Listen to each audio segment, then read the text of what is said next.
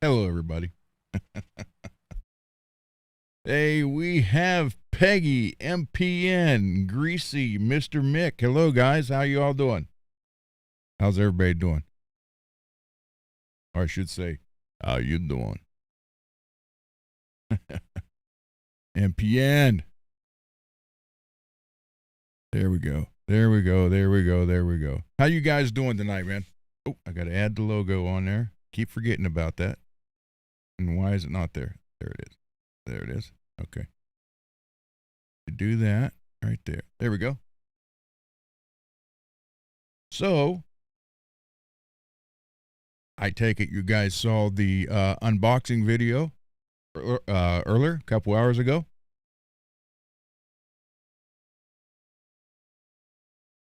You know, it's hard to believe that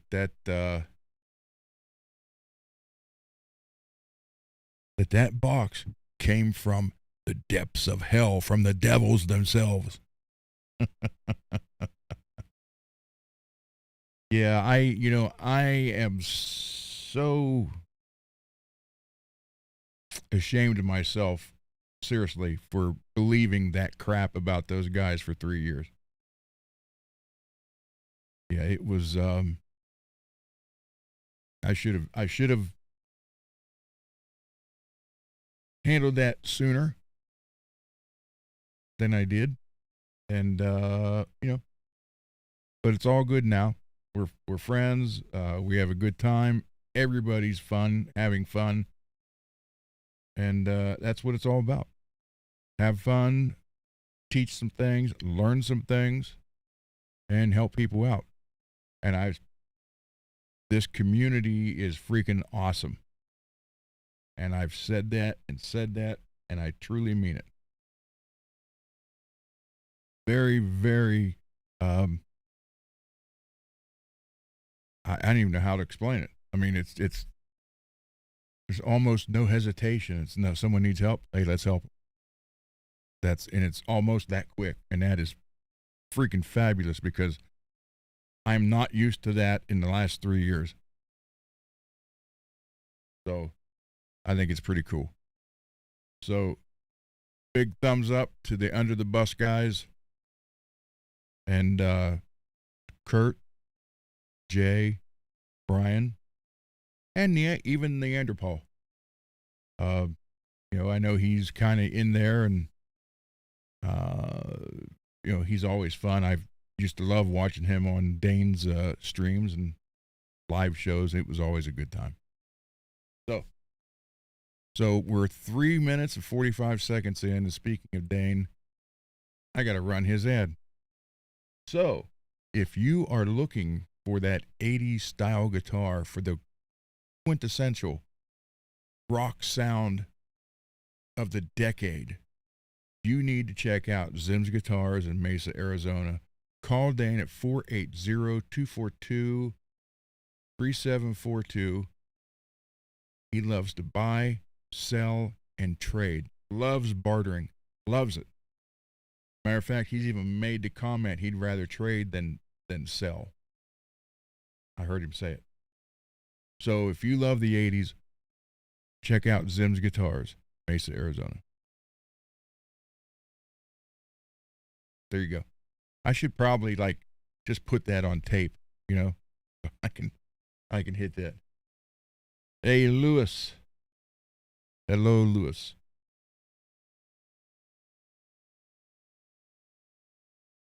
Uh Mr. Mick, I have no idea about him. I've never talked to him. Uh I don't know. I can't answer that. And let's see. Here's the comment right here.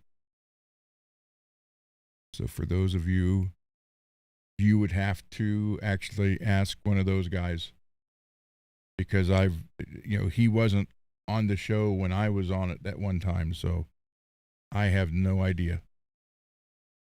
And I don't want to, I don't want to make anything up or pretend like I know because I just don't. So, um, since the L.A. fires, I hope he's whatever happened. I hope is better off now.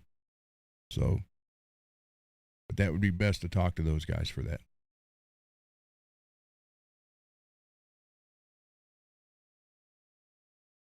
Wow, that was quick, Lewis.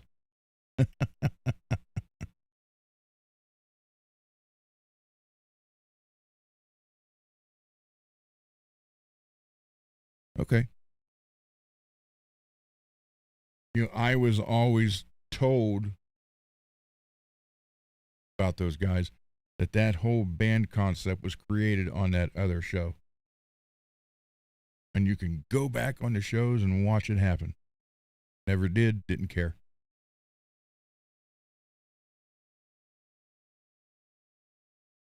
Mad Hatter, how do you doing, Mad?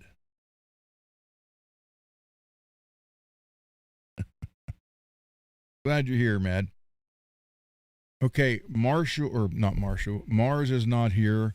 I forgot to mail Mars's box, so I will mail that either tomorrow or Saturday. But, Mad, you have 2 boxes that were dropped off today coming to you. David has one coming to him, and Scott has one coming to him, and I need to, Mars, he needed, what did he need? He needed something, and I had him extra, so I have him packaged. I don't remember what it was now. But I put the other 4 packages, set it over there on the bar so I wouldn't forget him last night. His was on the floor over here, and I forgot all about it. So, Mars, I will get yours either tomorrow or Saturday. So don't worry. And Mad, you actually have 2 boxes coming. One is a decent sized box. About that high, about that long, about that wide. It's 14 pounds.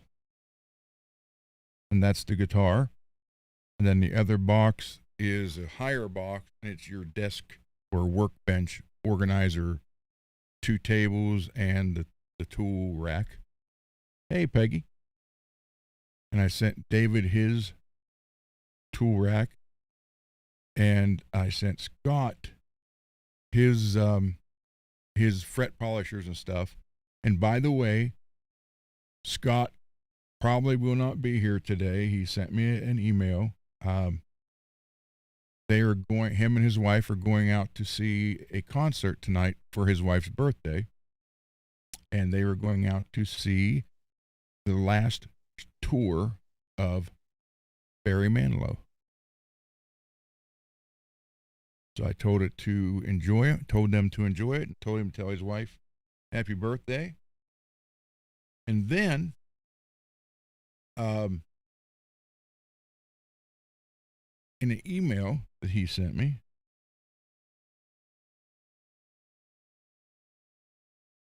let's see, what'd he say?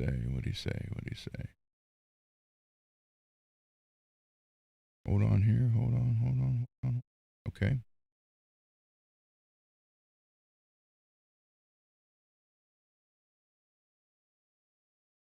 He said, this is just a synopsis of it.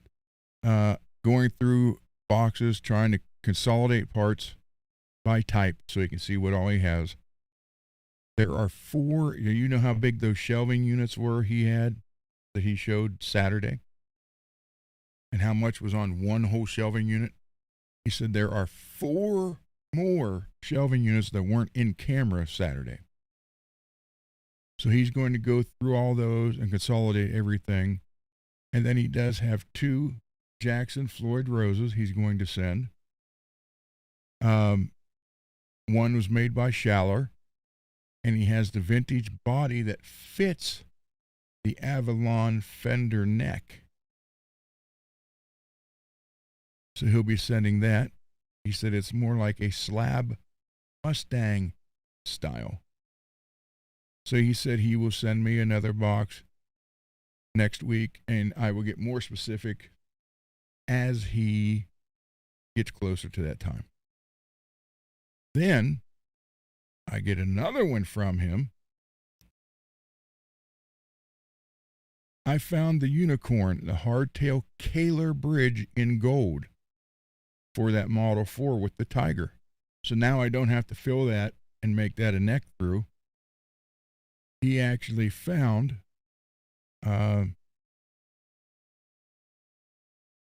the tremolo, which again was a Kaler.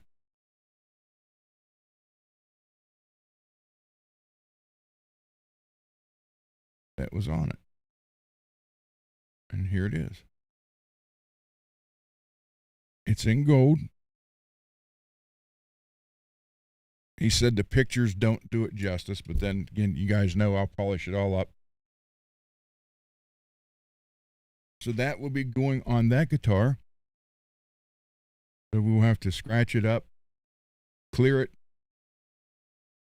well, sand it down a little bit, touch up the black, then clear it, put the bridge in, the neck, and then we have a Model 4 ready to go.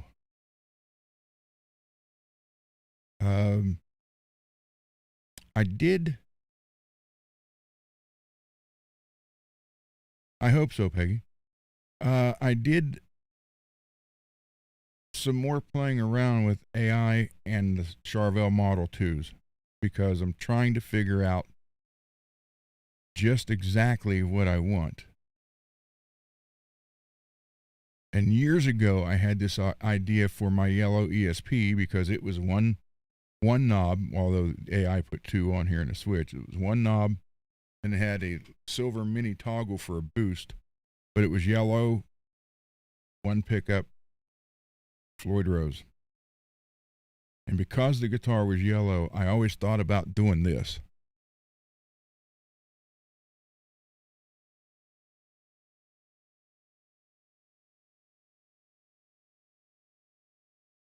Then I thought, well, let's see, what else can we do? So we have to make the eggs bigger and pepper.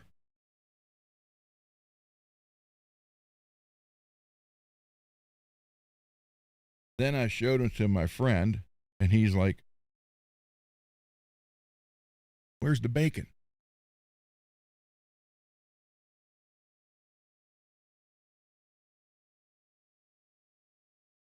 Then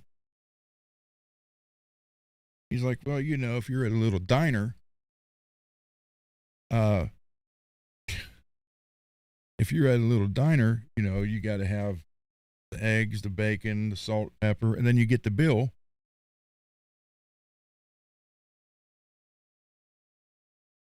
Can't get it to focus. There we go. And I thought, nah, the bill doesn't look right. Then I said, I want greasy. Then I said, okay, let's start from scratch. Let's go with the black Model 2 with realistic flames.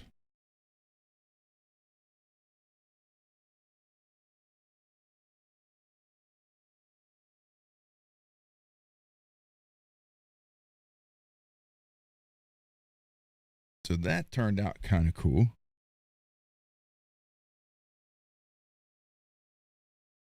Then I thought, well, you know what?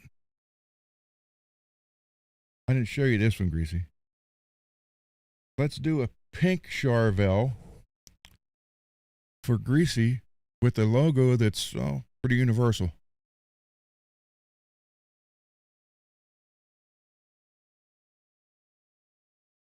For some reason, it showed me a left and a right-handed version. Then I thought, okay, let's just make it one big egg with pepper.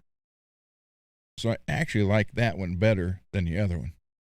Then I thought, well, let's make the headstock yellow.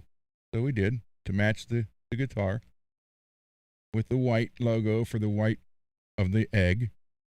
Then I thought, let's take it a step farther and change the fret markers.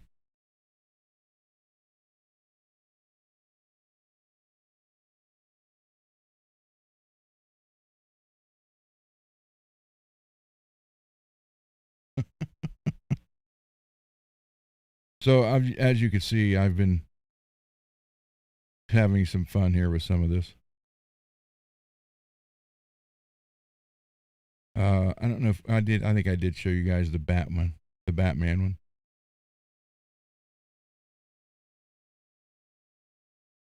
With the bat light.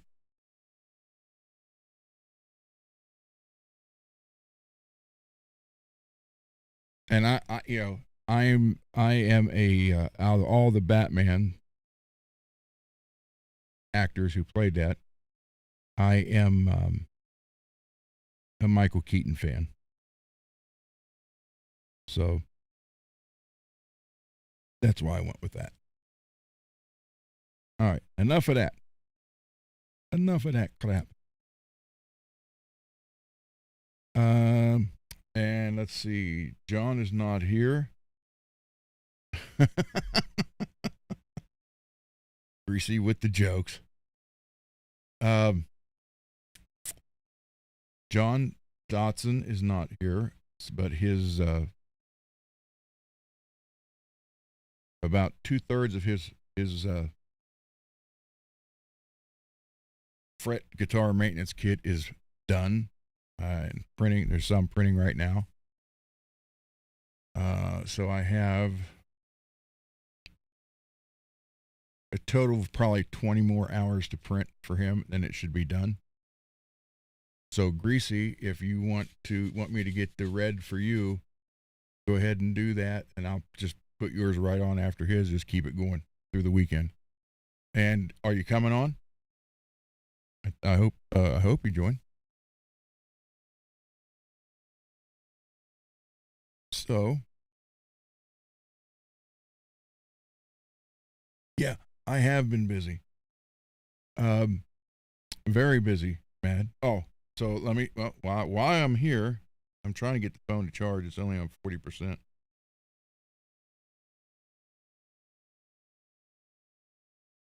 Here's the 2 boxes coming to you, man. The bottom box is the one that's 14 pounds. Top box is your organizational stuff. And then inside that box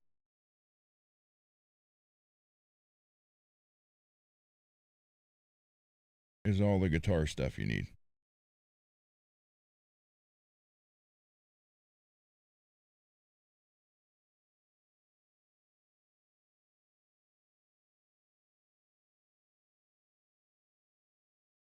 So there you go. And then Scott's boxes, I dropped 4 of the 5 off. I missed Mars's. Apologize for that. But I dropped all 4 of them off at the same time, and they're on the way. So there he is. Add to the add to the scene. There you go. There he is. Hey, everybody. Are you wearing an LA Dodgers shirt? It's just I got it off Amazon for $15. It's comfortable. It's lightweight. It's hot out here in LA right now. It's gonna hit it's upper 80s. Gonna hit the 90s next week. So yeah, time for the break out the warm or the cool clothes. I can't wait to start wearing the hoodies again. Me too. But good. I need to get no, not this one. I need to get the Gunner Project in the hoodies now. Yeah. Oh, tomorrow or Saturday? Yeah, Mad sent me some movie villain decal stickers.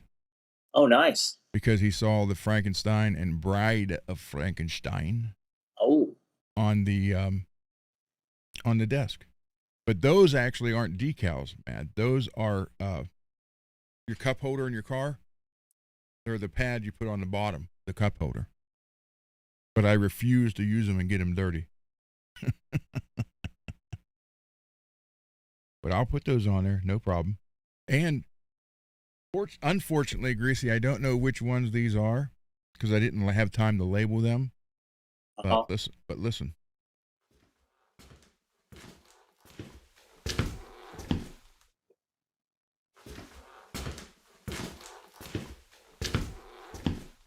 somebody walking.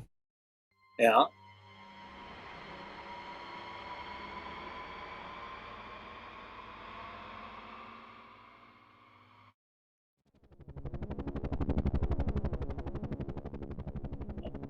Oh, I figured that one would be close to your heart. yeah, I hear them all the time. It was last week. Beverly and I were woken up about 3:30 to the sound of three helicopters, and it was the house to our next door neighbor. Some dude climbed on the roof. He was trying to get away, and they're like, "Okay, we know you're there. You don't even need to cover your head with your hoodie. We know who you are." And Well, we're like, this one, at certain times of the show, we need to hit this. "Oh yeah, totally." Then there's two more.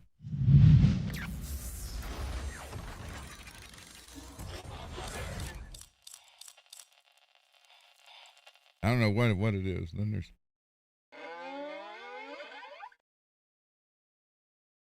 I figure, when people tune up.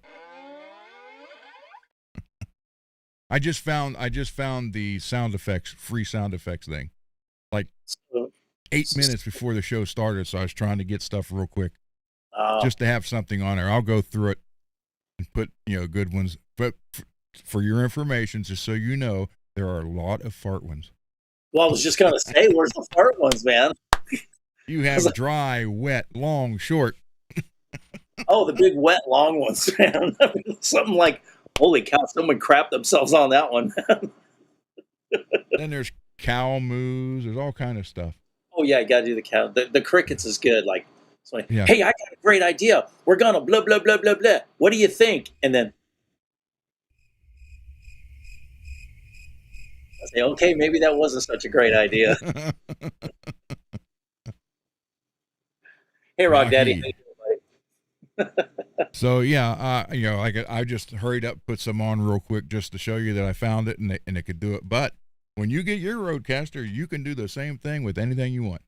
Nice, and it will. Oh, got an update. And matter of fact, yesterday I was pleasantly surprised when my oh, here it is.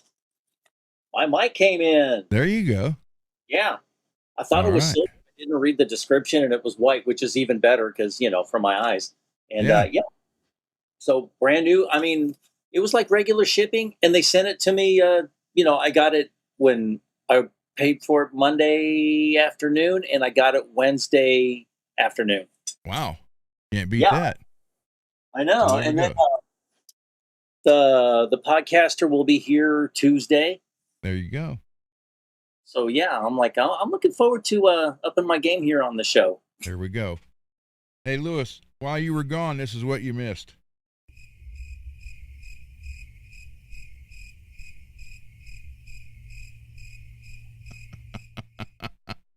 But seriously, no farts though, man. I mean, that would have been the first effect I would have put on there, and then the second one would have been Steve Carell going, "That's what she said."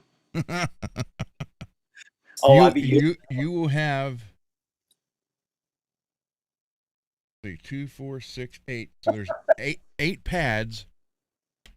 So you got 8 sound effects per bay, and I think you end up with 7 bays total.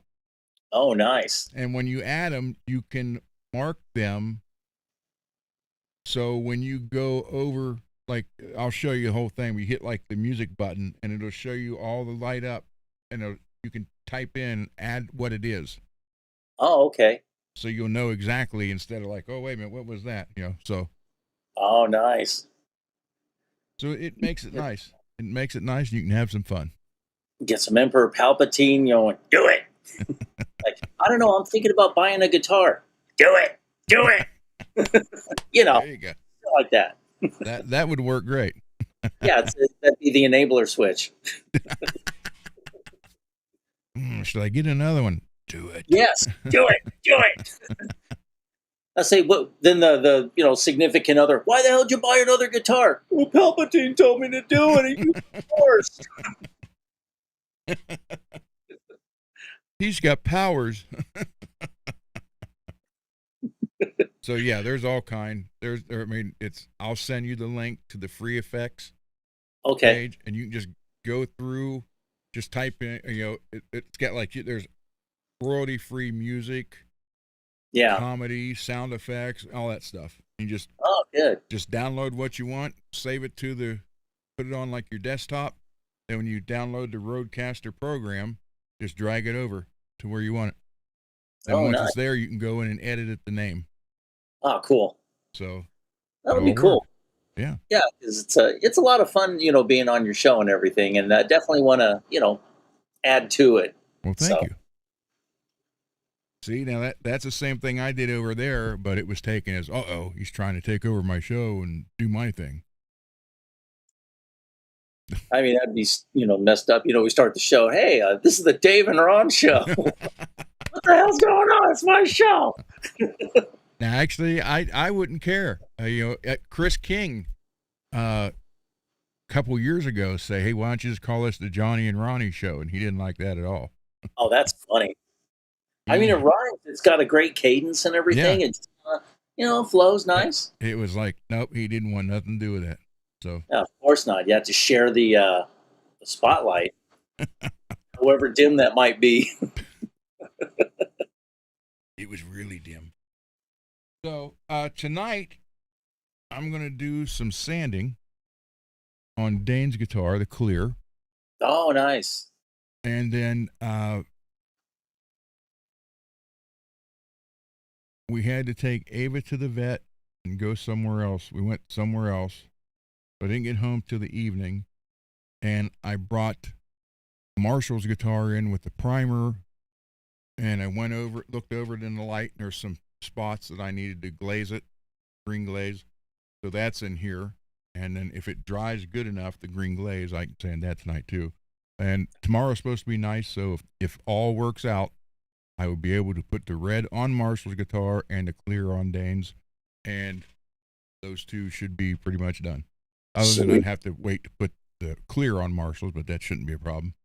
But yes, just finally getting it to the color stage Yes. is a huge accomplishment with everything you've had to deal with the weather and all this other stuff. I know, and it sucks, that it's taken this long, and I hate that it's taken this long, but I sadly, I cannot control the weather. Not yet. I'm working on it.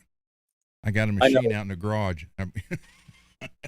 They think harp's bad up in Alaska. Wait till you get Toronto and Ohio with the beam shooting up. Yeah. Like when it's really hot, my cat starts meowing like that, and it's like, well, I can't turn the sun down. Well, I'm looking forward to like hoodie and flannel shirt weather, though. Let me tell you. I am too. I love it. Love it. Mars, I said earlier, I'm mailing your package tomorrow. I mailed 4 of them today, 2 to Mad, 1 to David, 1 to Scott. And I forgot to put yours over with those, and I walked out, and we had to go about 12 miles away to mail them, and yours was still here on the floor. Like, damn it. So I will mail it tomorrow. Oh, speaking of flannel, Dixon Flannel has a Mr. Horsepower collaboration, and it is a really badass looking design. Cool. Yeah. Thank you, Mars. I just wanted to let you know, because I usually try to get him, when I send them, I try to get them as fast as I can. But right now, with the Hummer still down, when she drove, by the time she gets home from work, the post office is closed. But she had today and tomorrow off because her boss, the attorney who she works for, took this whole week off. And Beth went ahead and finished everything for the week by Wednesday. So the attorney's like, just go ahead and take Thursday and Friday off with pay. That was good. So she stayed home today and tomorrow. Good for her. Get some rest, kind of just chill a little bit. Well, what she's doing now, she's actually doing the college course at home for coding, medical coding, because she's been medical records for 30 years. Oh, okay. And billing and all that, but she's never done the coding. Oh. So now she's had to take the 7-month course, and she is like supposed to end in November, and she's already in to the end of August in the Okay, yeah, class.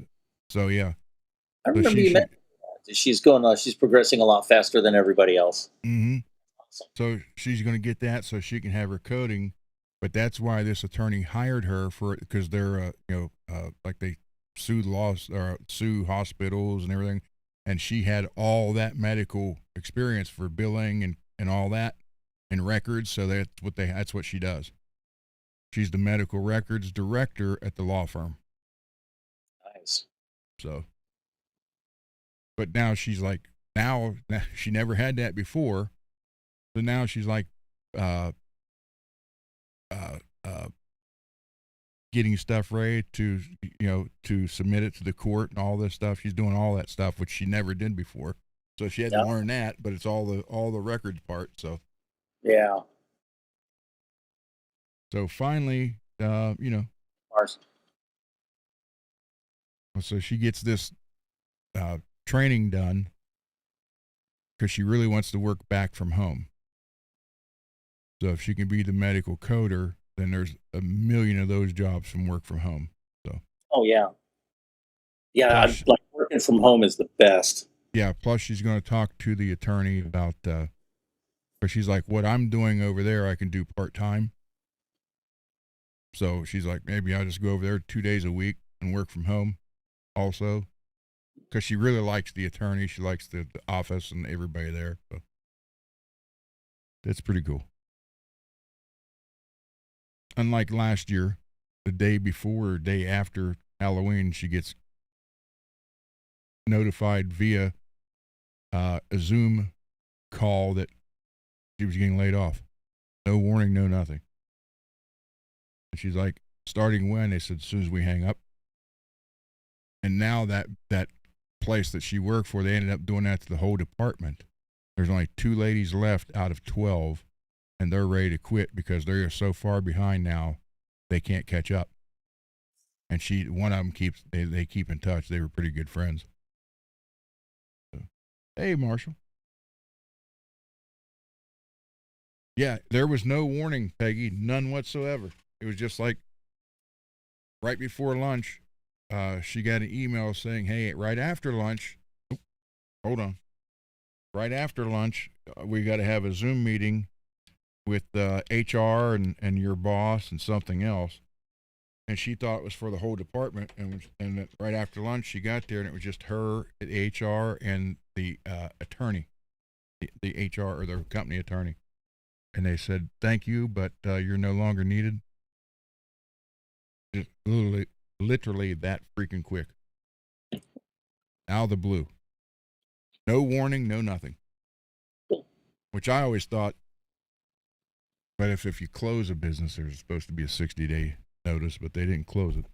Yeah. Then the following week, they laid off some more out of the 12.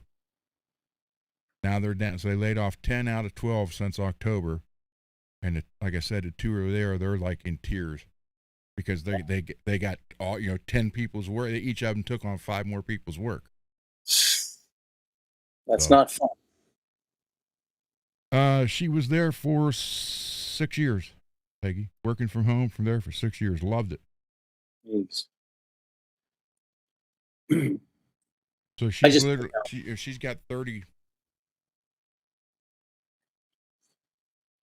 since 94.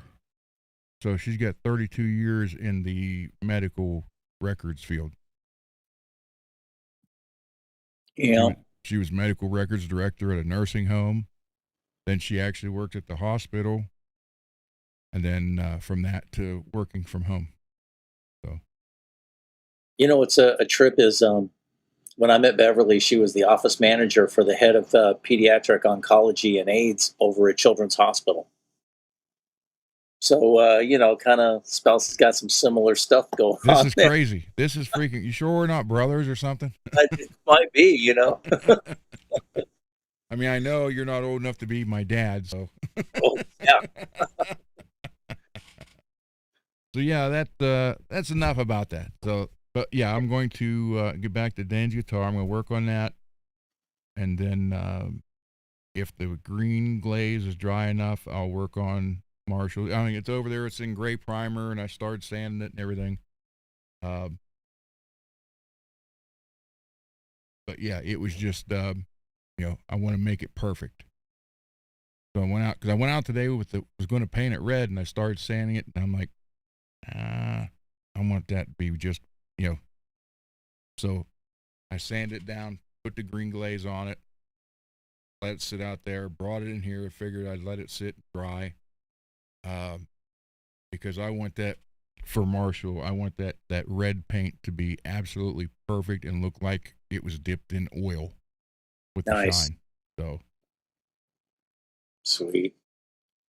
Because I know David has done an excellent job on the neck and the frets. Oh yeah, without a doubt. He told me, he's like, hey, no problem, Ron, just send it to me and I'll take care of it for you, because apparently, and it's been so long since I've done stainless. The last time I did them, I didn't have. As a matter of fact, it was before I had my stroke 2 years ago. So I didn't think nothing about it. But when I was doing those, my hands hurt so bad. I mean, I literally woke up the next morning like this. My hand, I could not straighten my fingers out. They were like a claw. I had to press. And I was just having an issue with them because it takes so much longer to get them. And David's like, hey, send it to me. I'll take care of it for you. So thank you, David, for that. Wow. So on your next one, Marshall, when you send the gem, you're going to send it. I assume you're going to send it in pieces again, like you did this one. As soon as I open it, I'll just ship the neck to David, and you work that out with him. But I tell you, I mean, I've been around here, the store, a lot, and seen people do stainless steel frets, and I've never seen anybody pay attention to those like he does. So, yeah, I learned a lot just by listening to you and David when you compare techniques and everything. It's like you've given me a lot to consider. A lot of great ideas. yeah, I'm telling you, I've never seen anybody so meticulous with any fret job as he is. I mean, he's like, wow. So I know that the frets are going to be perfect, and the body's going to be perfect. So you're going to have basically a whole new guitar, Marshall. Well, let's see, you said you got that in 2010. So a 16-year-old new guitar. Yeah. It's going to play probably better than it ever did. It's kind of like a resto mod of a car, Yeah, pretty much. Yep. Yeah. But yeah, I mean, it surprised me how much I could not do with the stainless anymore. Now, regular frets, that's no problem. I can still do those fine. It's just the stainless, because it's so much, Yeah. You're probably going to spend 4 or 5 times longer on stainless than you are regular fret. Oh yeah. So, and my hands just couldn't take it. Yeah. So, but, it's like, okay, now David's here, so David could take care of that. Yeah. You guys work out the payments with him. And that's cool with the collaboration. Yeah. Yeah. That's pretty awesome. Yeah, it's kind of something like we thought, you know what, we might as well go ahead and start doing some of that. So yeah, we're here, with this is, one big family. So let's just make it all work. Yeah. And it's fun too. It's like seeing the progress that you're doing on the body and then seeing the progress that he's doing on the neck and everything. And then finally, when it all comes together, we see the final result and the reveal. And it's like, that's going to be pretty freaking cool. That'll work. Or you know what, Marshall, what we might be able to do is you just send the neck to him, send everything else to me on that gem. Then when he's done with the neck, he can just send it to me, and I'll have the guitar done and put it all together. That would save from you shipping it to me shipping it to him, and him shipping it back. We eliminate a little bit of shipping there. So, So yeah, I got Dane's guitar on the bench right now. I took the mat off, although I'm ruining that mat now, but I didn't feel like finishing off. So I got a towel up there, just an old towel, and that's what I'm, color or clear sanding. And MPN's Jackson came in. Oh, good. David's going to take the Seymour Duncan blackouts out of it. And then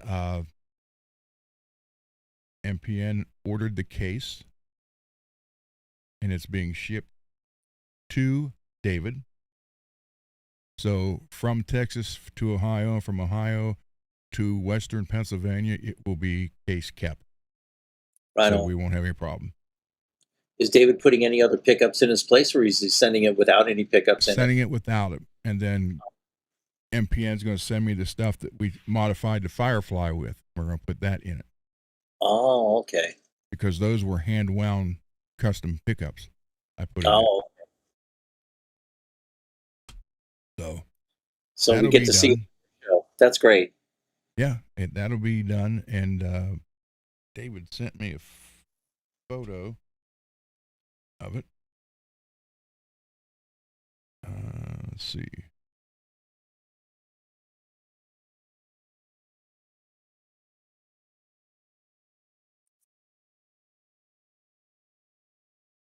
Oh, he hung it on his wall for the photo. I was trying to figure out how's. Wait a minute.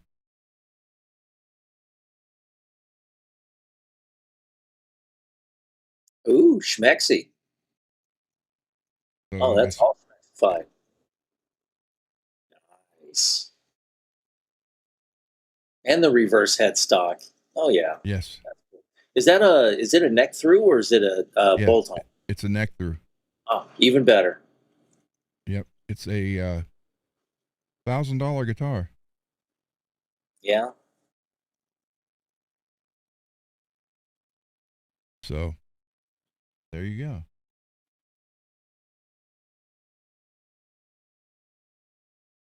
Oh, the cats were giving Mars some eyeballing him pretty hardcore, and he forgot to put some new water down. So Mr. Salt. Hey man, I know all about that. Well, my cat Phoebe, she likes her refrigerated, purified water, and every now and she wants me to drop a couple ice cubes in her water, and yeah, she loves that. So there you go. And cats have kidney problems and stuff. So the more water I can get her to want to drink, the better off. And it's all about having the healthy fur babies. Okay, Mars, I don't think you saw this. Dang it, hold on. I was trying to figure this out. I wanted to do this on the Charvo Model 2.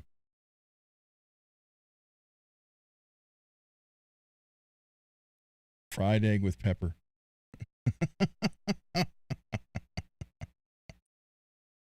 You remember when Kramer did that special version at Sweetwater, the hot dogger? Yes. Is yellow with the hot dogs on it. And then they came out with a red with the hot dogs on it. I don't know if they, sold very well, but I thought that was a kind of cool idea. And I came up with this one for Greasy. And it's got to be pink. Yep. You can hold it at your window when people walk by. Yeah. Get off my lawn. Well, it's technically not mine. It's the apartment owner's. But this one, I like this fire one. Yeah, that one's really cool. Come on, dang it. That's a cool flame pattern. Yeah. I was going to tell her to put the flame on the headstock too. But I forgot. That would be perfect. So yeah, I was sitting, and just figuring out. Yeah. Lewis said exactly.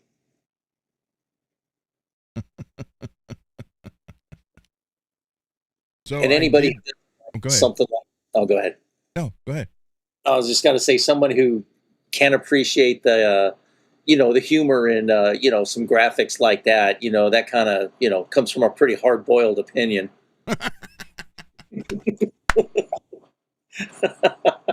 I was waiting for that joke to come out.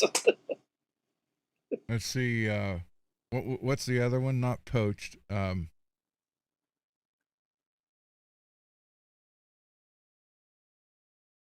Like, I'm ecstatic about the excellent idea for that.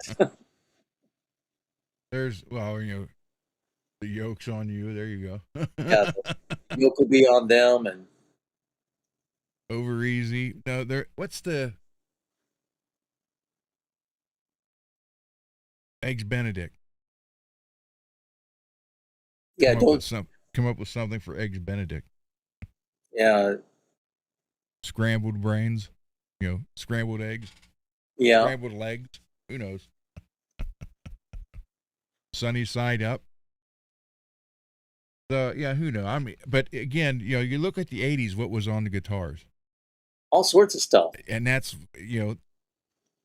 sorry, that's my decade. So Yeah, and that's the thing. Like, guitars were like fun, and when you look mhm. at the music that came out starting in the '90s, it was all like the Pearl Jam. Oh, I'm so depressed. Life Yeah, kind of sucks, and and in the '80s, it was bright, it was vibrant, it was fun. We had "She's My Cherry Pie." You know, all these great. Nothing but a good time. yep, Fallen Angel. Yep. I mean, just fun, upbeat songs that just Yep, kind of got you going, and living on a prayer, all that. and And the guitar, all the guitars were painted to it was part of the show. accentuate that. Yeah, so I thought it was pretty cool. I still love the '80s, and I do believe the '80s is the best decade ever for music. And I'm Yep. not just talking metal or hair metal. I'm talking everything. Oh yeah. I mean, look what was there in jazz. Look what was there uh, in country. Country. That was before country went pop in the early '90s. Yeah. Even So R and it was B. just it was great stuff. Yeah. And it's funny because if you hear uh, "Is This Love," for example, or "Still the Night" Yeah. right now from Yeah. Whitesnake, Right. that is 39 years old, Yeah. and it still fits. Oh, absolutely. It's Now in timeless. Yeah, and now in 1987, if you went back 40 years, listen to the music from the 30s, it would Yeah. not fit. No. So that just shows you that the stuff that came out in the '80s is pretty much timeless. Yeah. So And you I like to think that like with Sinatra, that's kind of it's old, but it's Frank. Then there's Dean. That's always going to be around too. yeah. But if you go back to listen to some of the hits they had in the late 20s and 30s, it was like, oh my Yeah. God. But listen to a song now that's 40 years old. 1984, 42 years old. Or Hot Yeah. for Teacher, 42 years old. That Yeah. still sounds good, relevant. Yeah, So, and the videos were fun. It wasn't about yeah.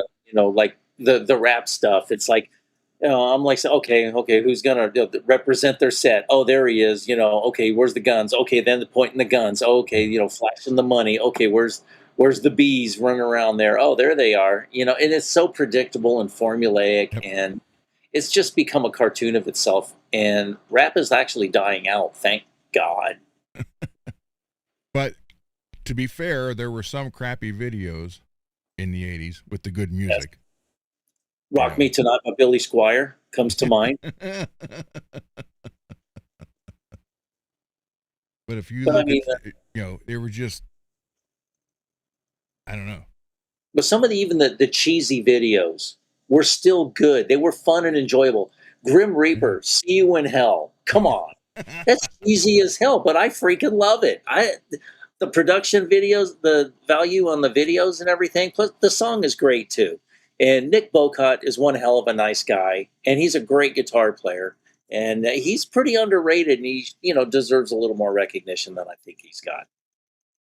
Yeah, the singer um, didn't fit the David Coverdale type singer. No. not near enough, but hell of a voice. You know what I mean? Just hell of a voice. Very Halfordish. Yes. Halford-esque. There you go. So yeah, some of the videos were good, some of them were terrible. And I always liked was one Metallica, where they blended the two movies together. Yeah. With them standing there, black and white, playing. That was excellent. Yeah. The one from Cinderella with the two girls in the pink and black. That one was kind of Take Me. Yeah, that was kind of off the wall, but Song. But then again, almost all Whitesnake's videos were excellent. Yeah. So yeah, but it's just funny how well, let's go back to 1980. You're talking 46 years. Yeah. And that song, granted, that was like the end of the disco era, getting more in, but still, most of that music still fits. I mean, even if you go back to the 70s, though, like if you listen to, well, the Eagles are timeless. They're always going to be timeless. But if you listen to, I don't know,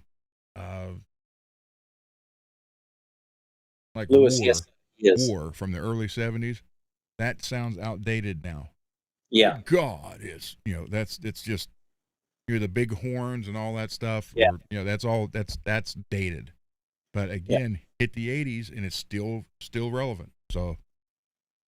But one thing that kind of does change is when we're in our 20s, if we saw some saucy looking tart like cartwheeling across the hood of our car, we'd be, yeah. Now it's like, bitch, get your ass off my car, man. You got to scratch the hood, I always thought that. I thought, man, I would be so pissed if she did that across the hood of my Chevelles. What the hell are you doing to my car? Oh, well. But, isn't Nick spokesman for Sweetwater? I don't know, is he?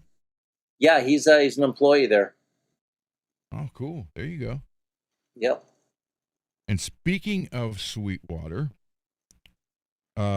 David and his wife are going to be taking a little vacation, I think, in October.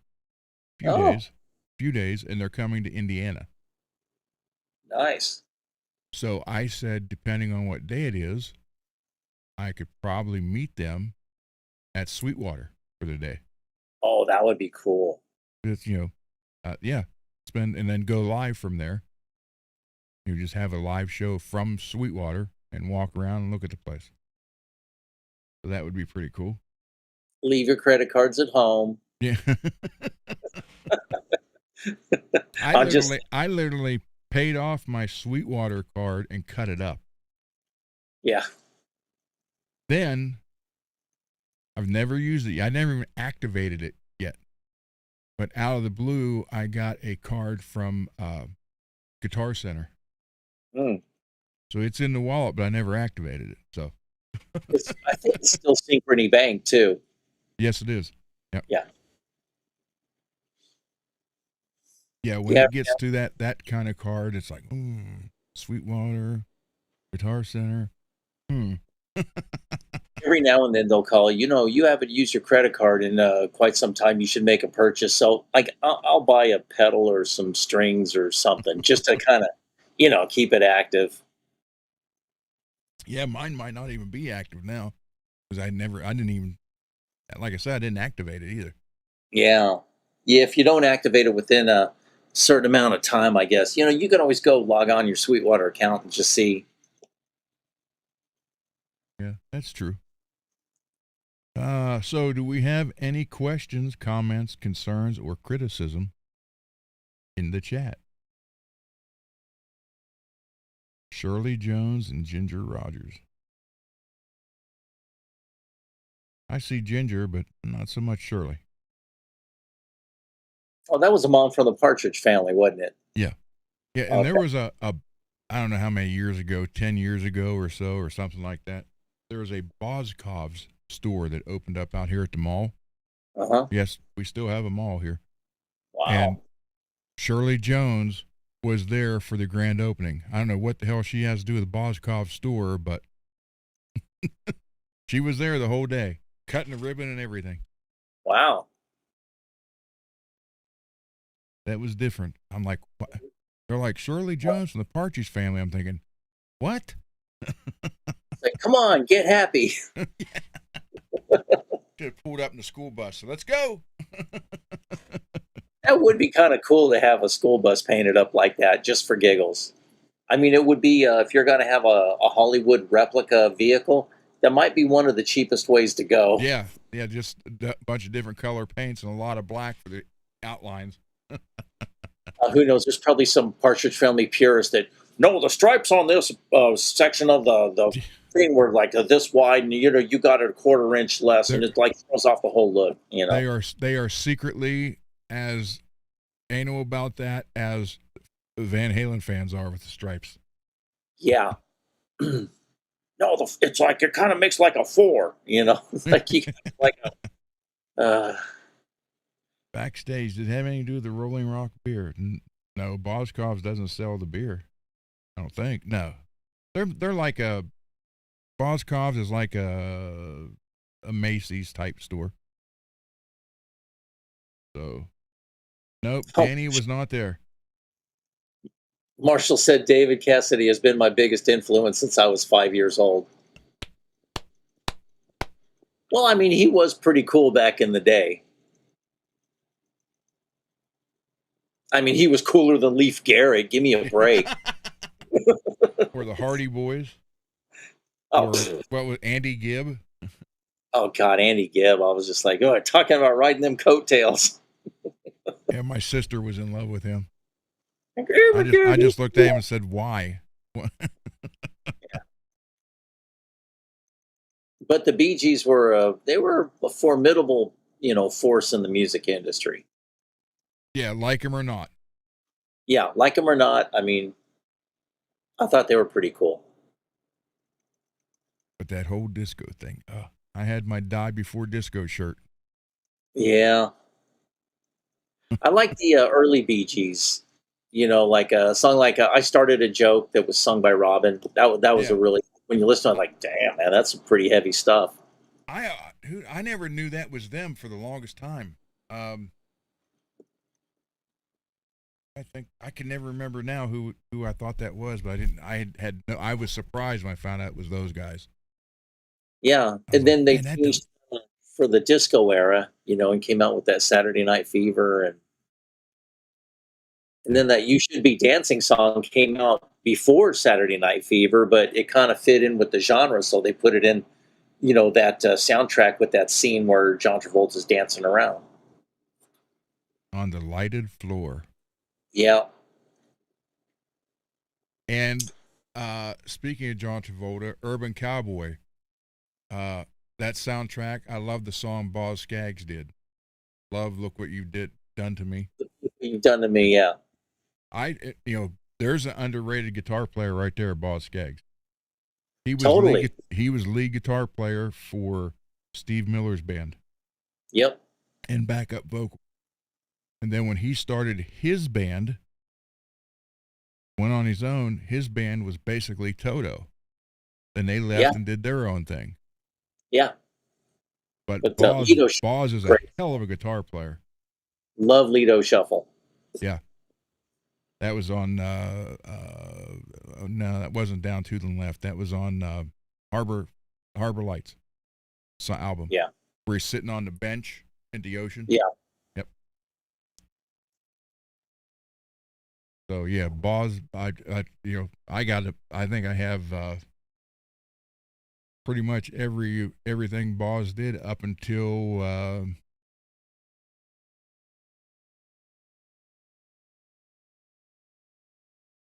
probably,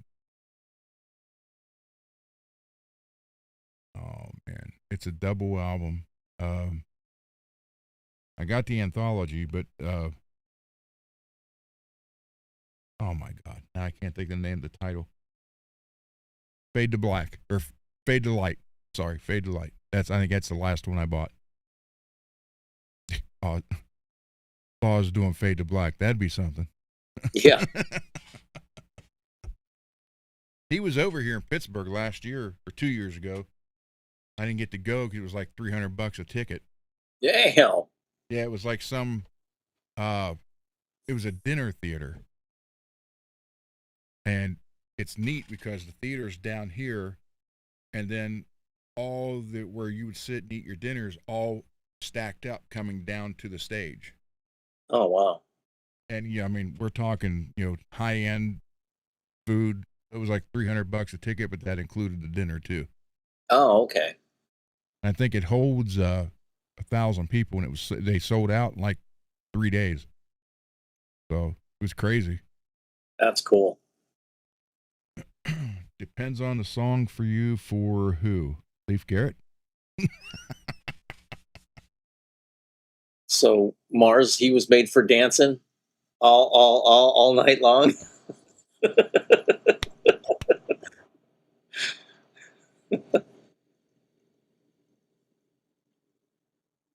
Boy, he really you know, Hey, took a Mac. toll. Who? Mars? No, Leaf Garrett, boy, Oh, that's like yeah. Hey, Mechanic Jams. let's see. Who else was? Well, go with Donny Osmond. Yeah. He's a little bit rock and roll. Yeah, but Marie's a little bit country. Yeah. I didn't know this though about Donnie. He's got a birth condition. I can't think what it's called, but I can tell you his problem. All his organs are reversed. His heart's over here. Yeah. Everything's reversed in him. I forget what it's called, but he seriously was born that way. He's got that issue. Yeah, there's some other Hollywood person that has that same problem. Uma Thurman. I think Oh, Uma really? has that too. Yeah. Hmm. Yeah, I didn't know that at all. Yeah. Oh, Mars. Yeah, Crazy Horses is a great song. I love that song.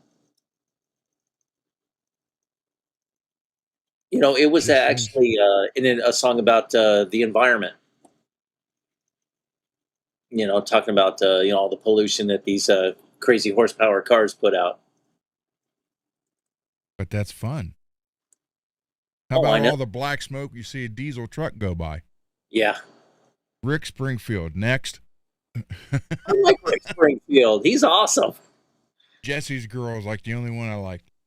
The Working Class Dog. The whole album was pretty good, and but when he was on that David Duchovny show, Californication, he was amazing.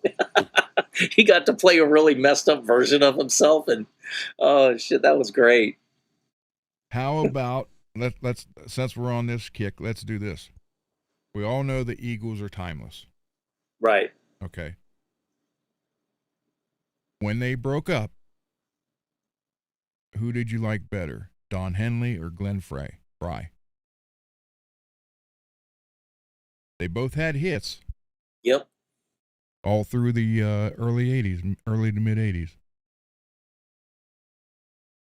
Glenn Fry's solo output wasn't as commercially successful as Don Henley, Yeah, and I think I'd have to say I like Don Henley's songs better.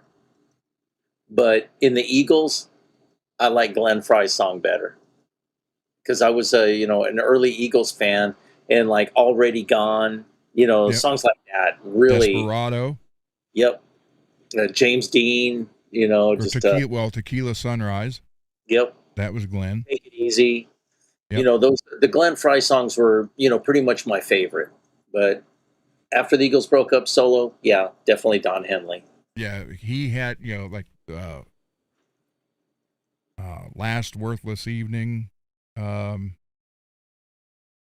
was the one? It's about Harry got up, dressed all in black, went to the station. Oh, He Boys never of Summer. what? Boys of Summer. No. No. This one. This was a.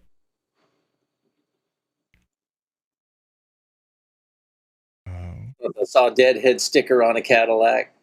Yeah, that's Boys of Summer. No, this one was. Heart of the Matter? No, Dirty Laundry? no, no. This talks about a guy who worked on Wall Street and killed himself, jumped in front of a subway. New York Minute? That's it. New York Minute. Yep. God, I can't believe I'm remembering these things. I have a headache. Ogre. Hey, Ogre. Joe Walsh. That's it. Life's been good. Yeah. I dated a girl that had a Maserati. Did it do 185? We had it at 160. Oh, there you go. So, but yeah. So that's, yeah. I mean, obviously, Don. I mean, but which one was the better singer? I don't know. The old, technically maybe Glenn Frey, but Don Henley had that certain raspy quality. What I always wanted to know is when they came up with a song, when the Eagles came up with a song, right? How did they decide who sang it? I mean, you obviously I guess had whoever Don and Glenn, the two top, then Joe would probably be third. Yeah. Uh, Maybe whoever brought the song, and then they, saw who would be the better singer for it. Because like Hotel California was Don Felder wrote that in A minor, and then it sounded better when they put a capo on the seventh fret and played it in B. With Don Henley singing it, so that was kind of decided like that. It's just I've always wondered that because they've so many. I love the song "The Sad Cafe," but that's Don Henley. But that song is excellent. And then I saw a concert of them on YouTube years ago where they were playing, and Don Henley had like kind of a sore throat, so he was only singing a few songs. The staple ones that his voice. Yeah. And Glenn Frey Frey, whatever, was singing the other. So he sang "The Sad Cafe." And it was different and really good. Yeah. I was like, wow. So, and that's what got me thinking, damn, how would they decide who sings what? Yeah. But like, I like their album Desperado from '72. Oh, and it really was country. But there was another version of the song Desperado. There's two of them on there. The one we all know, then there's an alternate version, which I actually like better. Yeah. But it wasn't as commercial, I guess it wasn't as radio friendly as the one we all know. Yeah. But if you listen to it, I actually like it better. And I challenge anybody who doesn't believe that the song "One of These Nights," that guitar solo that Don Felder doesn't just absolutely freaking kill. Yep. That is such a great song. I love that song, but his solo, his tone, his phrasing, his note choice, just impeccable. Just absolutely perfect. The on the first up till Hotel California, because he was even writing some of Hotel California. Bernie, the guitar player before Don and Joe. Bernie Leadon, yeah. Yeah, he retired as a music instructor or music teacher in Dayton, Ohio, high schools. Nice. Yeah, and it was. I mean, how you imagine that? Oh, I'm your teacher, Bernie, and I used to be in the Eagles. But then he always had that line. But it took two guys to replace me. That was one thing he always told everybody. It did. Yeah, well, Randy Meisner really quit the band because they wanted him to sing, and he didn't like being the lead. He would sing backups all you wanted, but he didn't want to sing lead. And he had a cold or something, and he wasn't up to sing and take it to the limit, and then it turned into a big old kerfuffle with him and Glenn Frey, which Yep. I still think was pretty messed up. Timothy B. Schmidt was an excellent, had that real high voice. But if you go back and listen to the Eagles' Desperado, Randy Meisner is all over that song on the bass. It's freaking, I mean, he's like, ooh, I mean, I was like, he's everywhere. Oh, on he that. was 10 times better than Timothy B. Schmidt. Yeah. I mean, better singer, better bass player, better overall musician. And, like I knew, I had this girlfriend that was like obsessed. Oh, Timothy B. Schmidt, he's so hot. It's like, yeah, he ain't shit compared to Randy Meisner. She's all pissed off. How could you say that? Well, it's easy. Listen to him. Watch. It's a good God. Yeah, it's definitely different. Definitely different.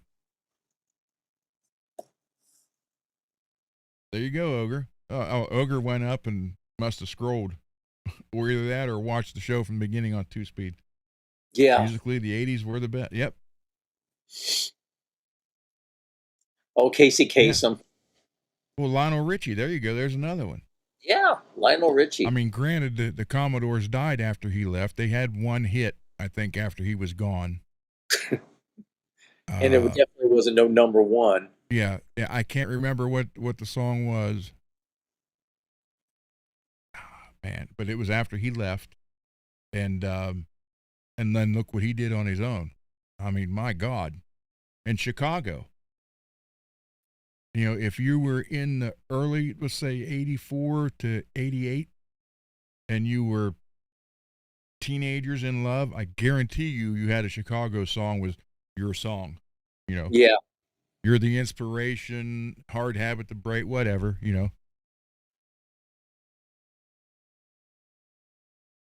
Peggy, let me ask you this. In all honesty, why do you not like Michael Jackson? Lion Eyes is excellent. We actually used to do that. We used to play it, believe it or not. You heard what we were playing, but we also did a cover. It was a little heavier, but we did. I mean, we didn't sit there and we just played it like it was, just a little heavier. Nice. So, Peggy, I am really interested in why you don't like Michael Jackson, because he honestly was a great singer and talent. Fred Astaire even said he wished he could move like Michael did. Yeah. But I find out that a lot of people don't like Michael because of the whole child thing. Yeah. But did you hear the final outcome on all that? Yeah. Okay, go back to Corey Feldman and Corey Haim, or Haim, however you said that. Okay. Corey Haim, the Ham or Haim? I don't remember. Haim. Haim, okay. He had come out where he was actually raped by Charlie Sheen. Yeah. During the day, right outside the trailer with people walking by and all that stuff. And everybody, so here's what they found out. Michael built Neverland. He was trying to protect the kids from Hollywood. And doing that, they made him out to be this pedophile to ruin him. Because his childhood was absolutely ruined by his crazy father. So Joseph. he prevent that. Yeah, I didn't even call him Dad. It had to be Joseph. Yeah, he was basically the sperm donor. Yeah. But yeah, that's what come out finally as sealed court documents, that Michael was just trying to protect the kids from what was going on. If you were young and wanted to be in movies, you were apparently passed around. And Michael sacrificed his reputation to try to save those kids. So, plus, I've heard a video, I don't even know what song it was, She's Out of My Life, where it was just his vocal. Freaking fantastic. Not one mistake. And that was long before autocorrect. See, that's like when artists, they had to sing. They had to have the technique. Steve Perry. Yep. Yeah. Peggy, he didn't even have a childhood. Yeah. He did not have a childhood. It was work, work, work. Yep. But this thing, a lot of people are just kind of dazzled by the glitz and the glamour of being on TV and fame and stuff. They just don't realize, what a hellhole and a cesspool of misery, depravity, and despair it can be. Yep. I mean, and then Corey Feldman come out and name names. Yeah. And look what they did to him. He's blacklisted. So, it was just, Hollywood's just a shithole. It is. I mean, just my experience being around, the scene, not like I was anybody in it. I was just pretty much, I don't know, I was just looking, an outsider looking in. And the fakeness, the phoniness, just how narcissistic it is. People will treat you according to how much worth or of use you are to them. Exactly. And then when they're done with you, they won't even. They'll probably say bad things about you and stuff. And when you're, it's weird. I've known a few guys that were guitar techs, like myself, for a few people, and it's like, oh, so you working with this guy anymore? Oh no, man. And what happened? He decided, that he didn't want to pay me anymore because, we're just friends hanging out. No, dude, I'm like, and it became like that. And then next thing, the guitar player saying, oh yeah, this guy, he stole from me, or he's gay, or says mostly he's gay. That was the thing you heard. It's like, good God, everybody's gay in LA. Jeez. Well, that's pretty much true, but yeah, I mean, no, but it is. I have a cousin, the Ellen DeGeneres show. He worked on that show the whole time it was on. Poor bastard. Yeah, pretty much. Yeah. And I've heard horror stories about that too. But yeah, Michael decided to just try to save the kids, and they raked him over the coals for it. Yeah. So who knows? But if you go against them, they turn you down. Yeah, there you go. P. Diddy. There's another example. Yeah. So it's a cesspool of crap. And the thing is with everybody here in LA is so their main character syndrome, basically, is the best way I can put it. They're all about themselves, and if they I know somebody like that. And and if somebody doesn't like somebody, what he'll do is that narcissistic. It's a technique called triangulation. They'll start like talking shit about the person that they don't like to get other people to hate on that dude too. Yep. And people are so self-centered that they don't even want to listen to, no, this guy's a really cool guy, you should get to know him. They go, no, I'll just go by what this guy said. I'm too busy and important. And that's a lot of reputations get ruined because people don't want to take the time to get to know somebody or find out the facts in the proper context. The golden age of Hollywood was obviously the 40s and 50s. And not saying that this stuff didn't go on then. It probably did. Who knows? Yeah. But when it came to the stars, it was much more glamorous back then. Now they come out with see-through dresses and everything, and then they get mad if you're staring at their chest with all of it out but the nipples. Yeah. It's like it just turned into a slut. I don't know, slut show. Yeah. The elegance and all that stuff that used to be there in the golden is gone. Yeah. And here's another thing. I keep saying stuff like this, we got the Emmys and all that stuff. That's a bunch of them sitting around saying, oh, okay, that's no different than us sitting around saying, hey, which YouTube show's the best? Yeah. Let's give out a YT trophy to the best YouTuber. Yeah. No one else is going to care but other YouTubers. Yeah. So, they're just, it's a bunch of it, thinking they're elite. And that's the biggest thing. They get so big, they think their opinion is better than yours and they can control you. Oh yeah. I'm not saying Democrat, Republican, but look at Taylor Swift. she told her people to vote Democrat. Well, then she didn't realize that half of her fans are underage to vote. But in California, that don't matter. They can still vote. Yeah. So, yeah, it's like, shut up. We're not here to hear your opinion. Play the song. Yeah, well, it's like Bruce Springsteen. Now he starts the show with a big old 10-minute political rant. Everybody's like, "Come on, just sing your stupid songs." John Mellencamp did the same thing, and some veterans told him, "Just shut the f up and sing your songs, bro. We don't need to hear this." And then he called him, John Mellencamp called this guy a sea sucker, and said, "Yeah, I'll get my guys and we'll meet you out back." And like, so you know what? Just stop with the politics. Just sing your songs. Mellencamp has a bunch of really great songs that spoke to a great many people. And actors, most of them don't have their own mind because what's their job? To say stuff other people's telling them to say. Yeah. I've met quite a few actors, and a lot of them are, basically just empty shells. That's why they call them meat puppets.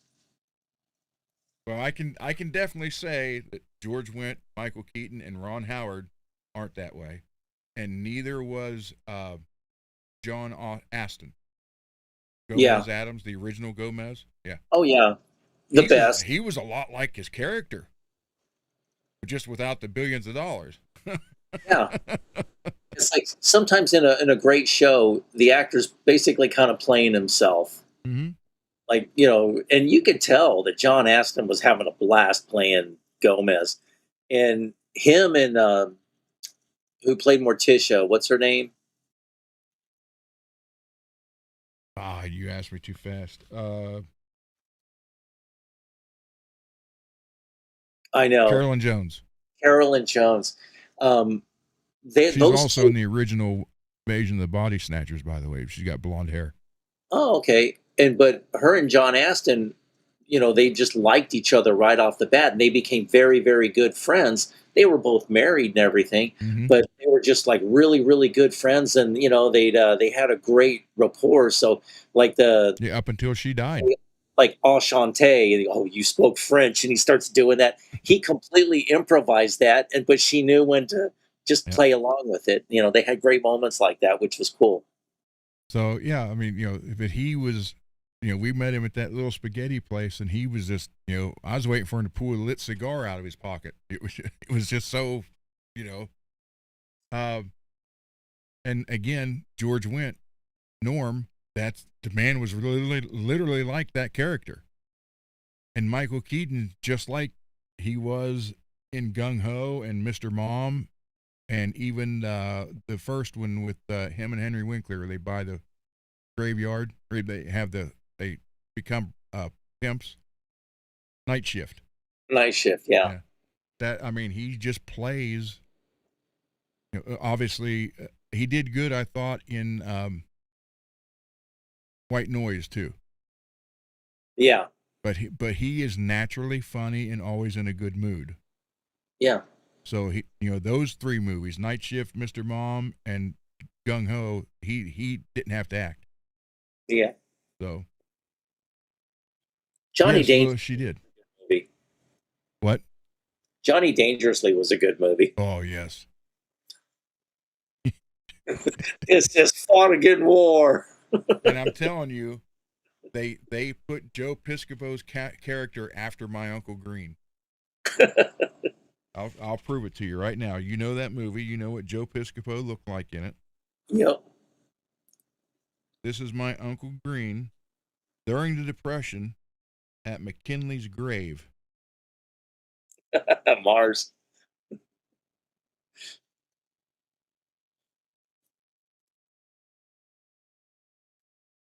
Somewhere in here. All right. Here's my Uncle Green. This was 1929 or 1930.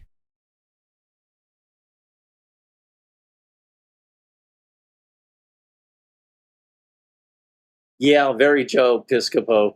Yep. That was my Uncle Green Mancini.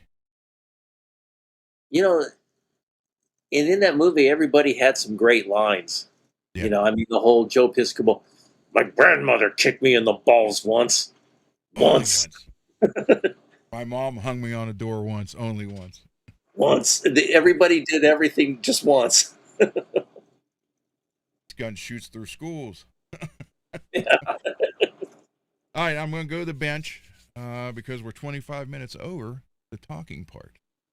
Okay, well, we were just having fun. That's right, having fun. That's what this is all about. It's all about having fun. And the way I'm kind of I want to do this show is basically because I know 5 hours is hard for everybody. Not only on us but people wanting to watch. So I'm trying to do it like the first hour is just what we did, talk about stuff. Then the second hour, go to the bench, and that could be 1 or 2 hours. And then the last hour is everybody together talking about whatever. Yeah. Now, whether it lasts 3, 4, or 5 hours, all depends.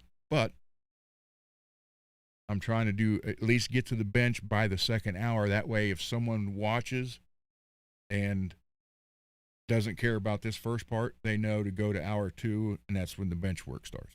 Yeah. So true. I'm just trying to come up with something like that to make it a little bit better. Yeah. Because I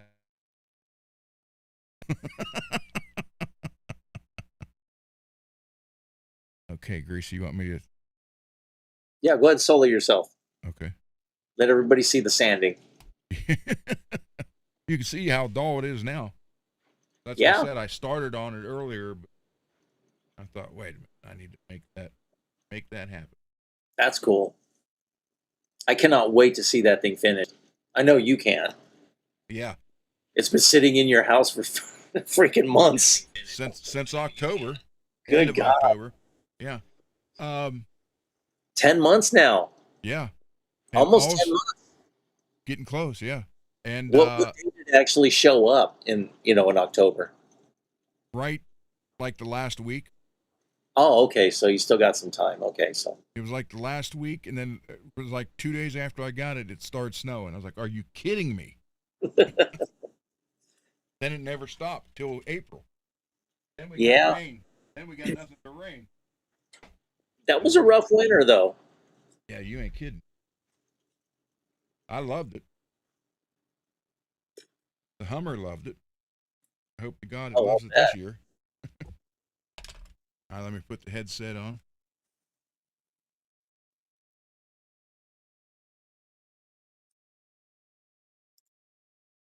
I'm going to freshen up my drink.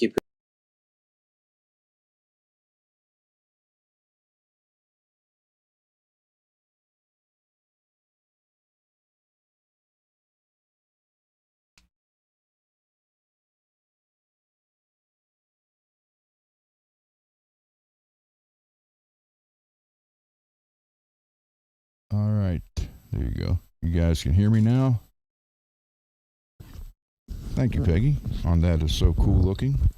Again, I try to keep the microphone away so I don't blast it out. And sometimes it just moves that way and I can't help it because the headphones will mess with it.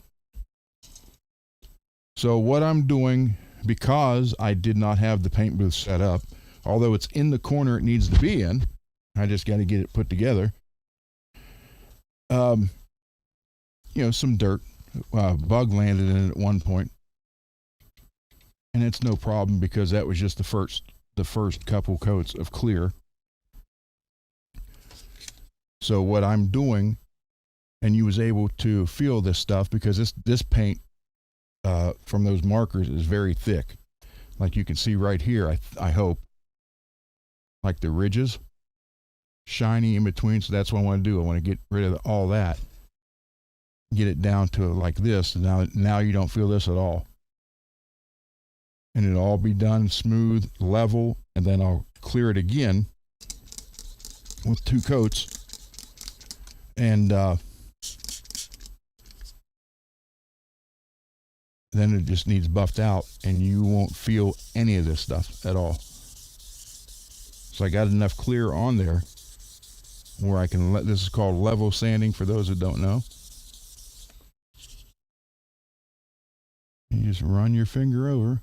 You feel something, that's what you hit. And I'm using the Japanese Meguiar's 1,500. See, I can barely feel that. So I want to make sure that's gone so you don't feel it. Hey, Ron, where do you get that 1,500 grit McGuire's sandpaper from? Amazon? Yeah, Oh, okay. this stuff is amazing. I'm sure you could probably get it at an auto parts store too, but it's just cheaper at Amazon because you don't have to leave the house; it comes to you. I know, and since I can't really drive, I have to take Lyft everywhere. So I mean, it There really you is. go.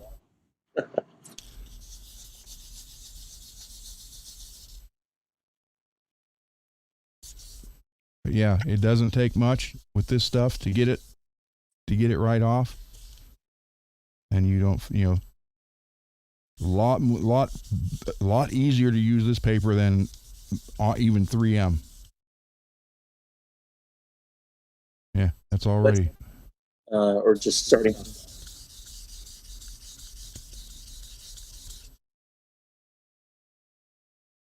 Yeah, already don't feel any of that stuff.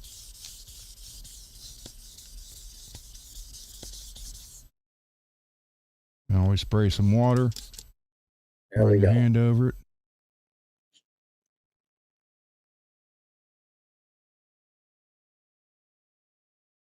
A little bit right there. But I got enough clear on here, where I can do this. Yeah. So again, this will all look dull. And that's what you want.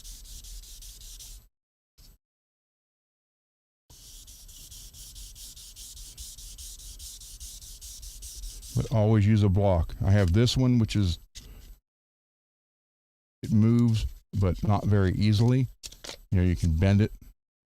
Or I have this one, which bends really easy, but it still keeps a flat surface. So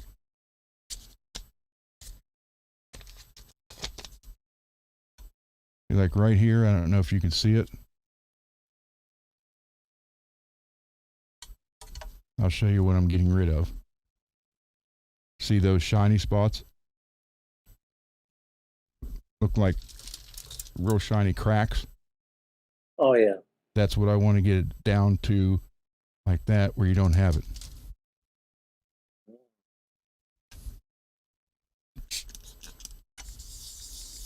You don't have to, with this paper, you don't have to press very hard either.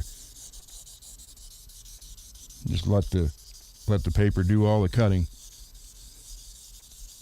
And then you're good to go.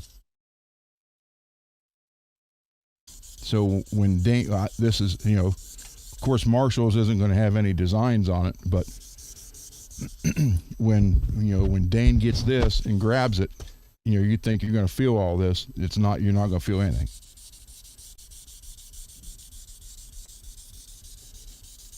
That's the whole purpose. This is where the bug landed. Right there.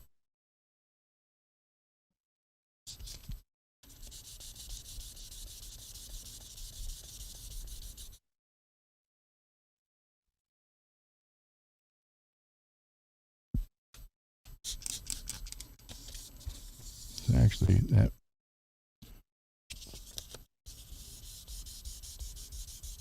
I have to put a little touch of black then before I clear it again.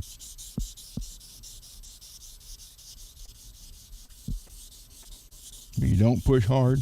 Just let the paper do the cutting. Yeah, like all those shiny spots that were just up there. Right here. They're almost all gone now. So it doesn't take much, guys, and you don't apply a lot of pressure, trust me. Because if you do, when if I was sanding this and all of a sudden I started getting purple down here or vice versa, green up here, then I know, hey, I'm through the clear coat already. So you just go lightly, let the paper do the cutting, and just have at it.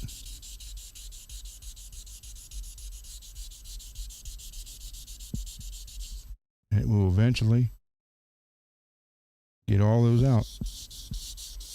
And again, the prep work.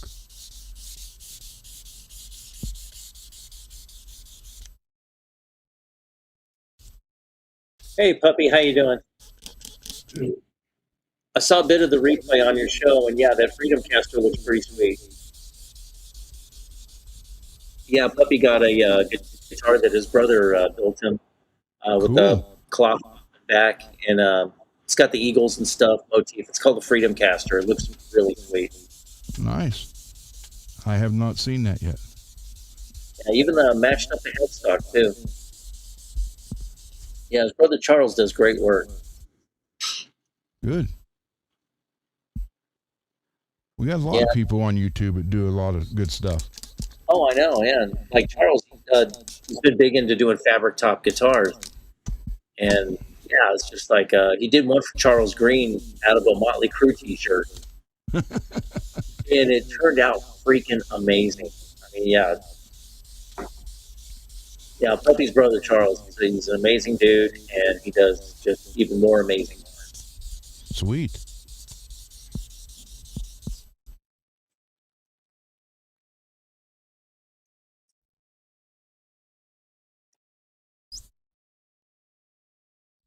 A little bit more right here. You see that spot?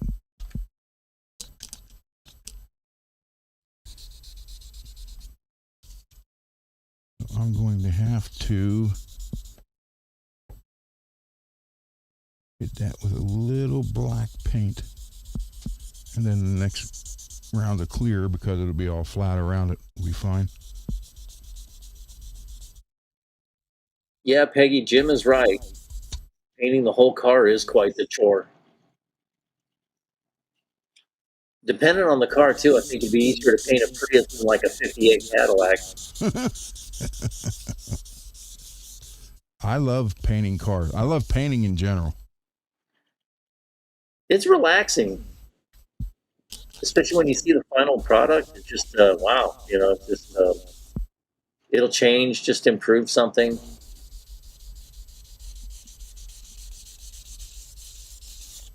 So I'm not sanding this white off. That's actually how it looked. It's all underneath the clear. Because again, this, you know, you want it to look like a cartoon. And a cartoon is not, comic book cartoon is not necessarily the cleanest drawing cartoon type. So.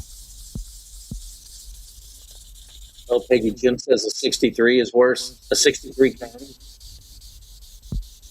Okay. All right. See that.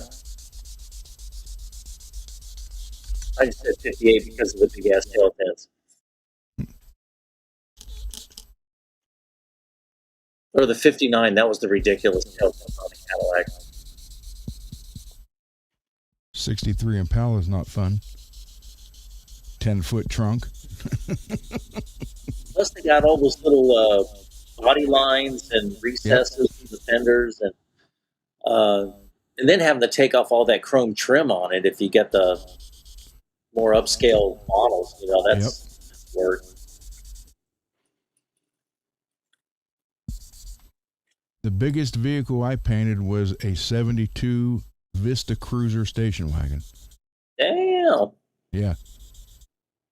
I was happy that the roof was a third glass. Yeah.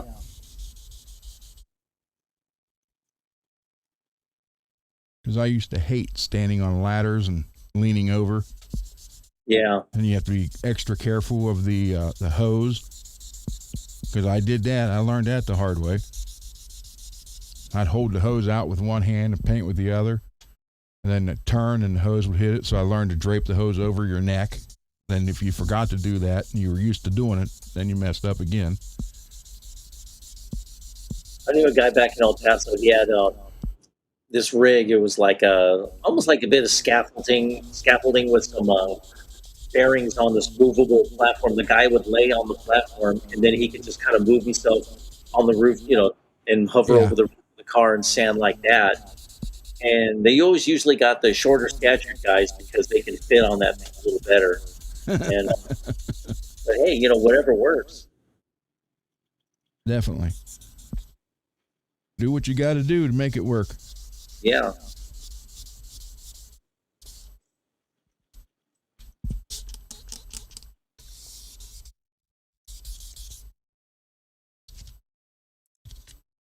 Little. Jim helped out painting a dump truck, full paint change.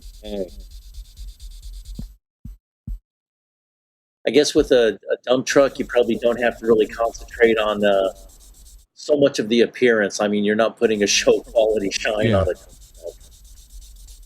Very true. Almost. Yeah, I can't. Wish I could get Jed down here.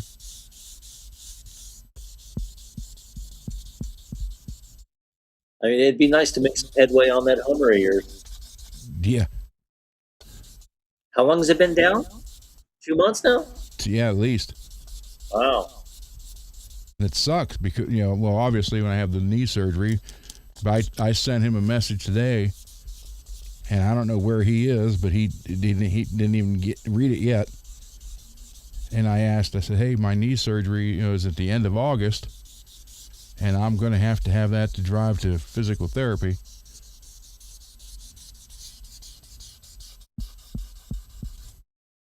I think he is about ready to go work for somebody, though. Because I know he doesn't like not having a guaranteed amount of money a week. And yeah, I can see that.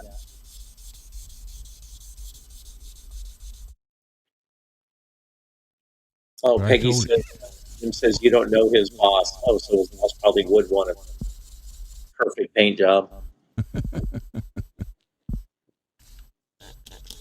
I want this thing looking like it should be on the SEMA show. Yeah, right. This was a Chip Foose body. I really like Chip Foose's work. Yeah. So between him or Boyd Coddington, who do you prefer? If it was back in the day, I would have to go with Boyd, but last 25 years, I'd have to go with Chip. Yeah, me too. Okay, so you can still see a couple of shiny stuff here. That I need,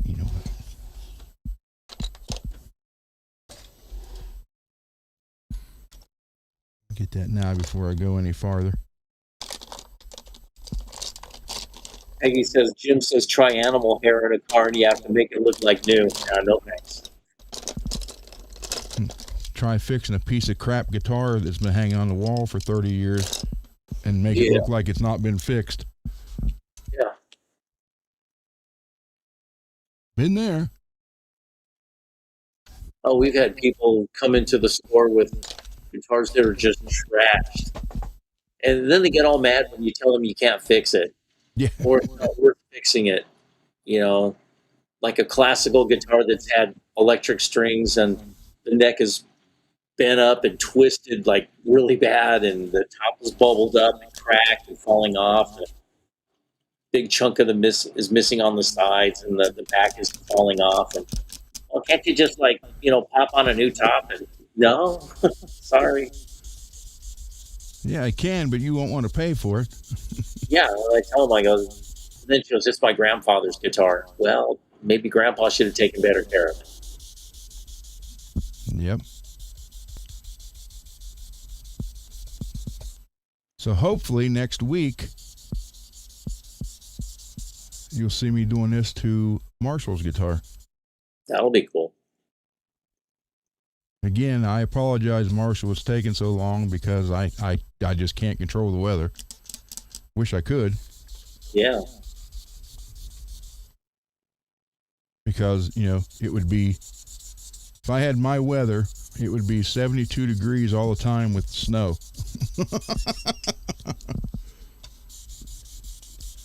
There was 6 inches of snow dumped on a highway up in Alaska yesterday. Wow. Had some kind of blizzard. I keep trying to get my wife to move up there.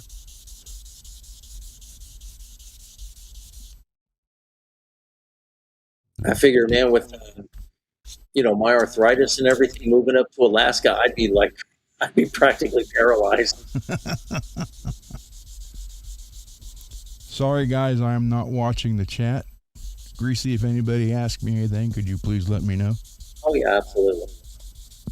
Ogre says he agrees with Boost, but Coddington made one of his favorites, a Chrysler 300B with a Viper engine. It was love at first sight and rumble.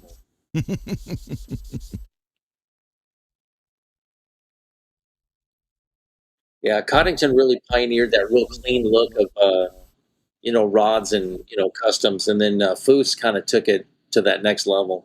Yep. When the problem with Boyd is he didn't want to change. This has worked for 60 years or 50 years. Yeah. And he pretty comes off, it comes off pretty much as a real dry personality. Yeah. And then that guy Dwayne on that show, American Hot Rod, oh, I'm going to get fired. It's like, shut up. I'm going to get fired. I'm going to get fired. Fine. But, Get fired. They had to manufacture all that drama and stuff. Yeah. Same way with American Chopper. Yeah, the drama part is the stuff that I really like the very least about that show. I concentrate on the builds. I'm more of the technical, geeky stuff that I want to see them, properly mount the mounting tabs to, so you can put the engine in the frame, stuff like that. That's what I want to see. Yep. Who cares if you stayed out all night and came in late? Yeah. As long as you come in and get the work done. Yeah. That's all it should matter. Because guys I used to work with as the machinist, these guys would be up there drinking all night, doing God knows what, and then they come in hungover as hell, but they still held that standard perfectly. Yep. Here's a fact. That's something that's a almost a lost cause in today's world. Oh yeah. The old school work ethic has kind of gone away. Yeah. Now you get this, I want the best pay. I want what he's making. Well, he's been here for 30 years. I don't care. Yeah. I want it or I'm going to go cry. Guess what? Here's a box of tissues. See you later. Just hand them a very small, like a matchbox that's empty. What's that? Oh, it's 52,000 pounds of compressed. I don't give a shit.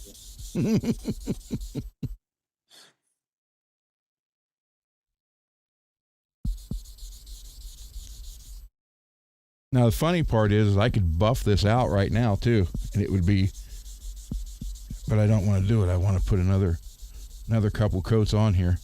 Get a real deep shine on it. Yep.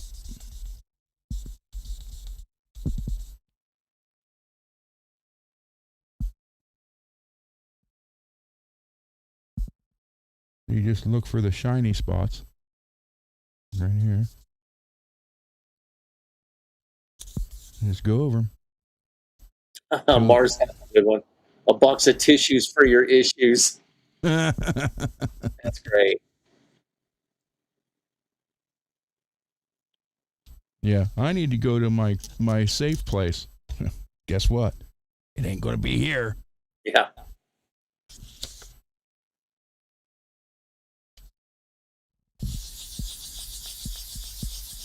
No, Lewis is asking, is the back green and blue also? To the what? Guitar. Is the back of the guitar, is it green and blue also? Yes. Yes, it is. The whole guitar is.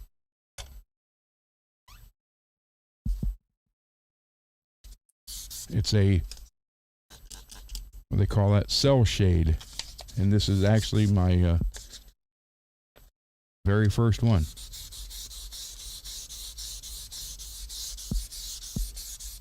Mark says he's emotionally crushed. We're all emotionally crushed in some manner. I'm emotionally going to kick your ass.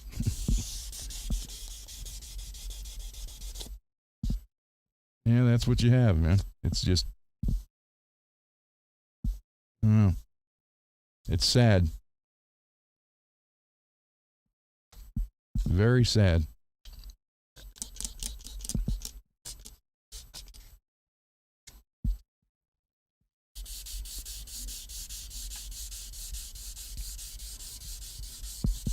So yeah, is it boring to sand? Yeah.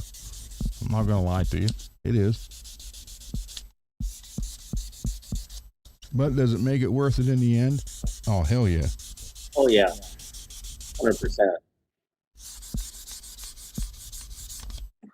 If you wanted to go out, where they talk good about it, then yes.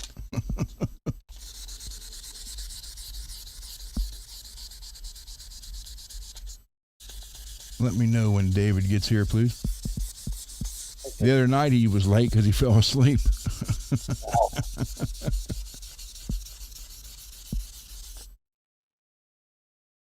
So the main thing in here is you just take a rag and wipe it off.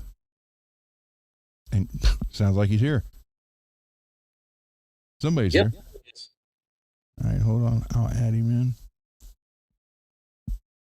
So, like you see, I don't know if you can see them, but there are some like shiny spots there and a little dip there. So that's what you want to get rid of. You want the whole thing to be flat. How you doing, David? Well, he left already? No, he's here. I'm doing pretty good. I had a good day. Tried to be a fit day, but that's how we do it. You turn a fly trap into a honey pot. There you go.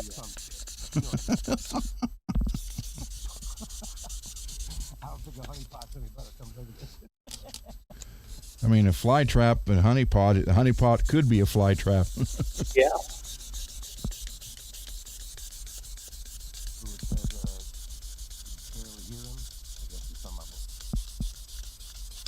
You sound okay.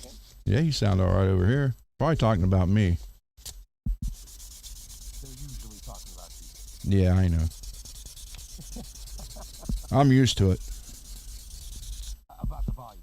I don't know what you thought I said. I'm used to being talked about. Probably the other NPA's guitar rock. Got that. He said the case is on its way to you.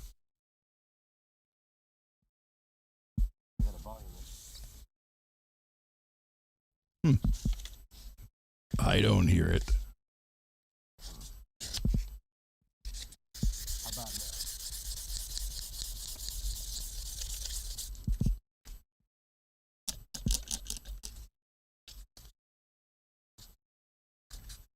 Hold on, let me add you to the thing, and then I can turn it up over there for you too. Let me get this real quick.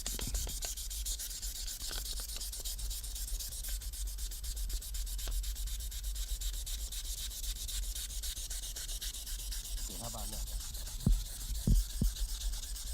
You're still sounding pretty good. Thought it was the green room. I don't think so. I think that was. No, not yet. Hold on. I gotta do it. No wonder. I gotta add you, damn it.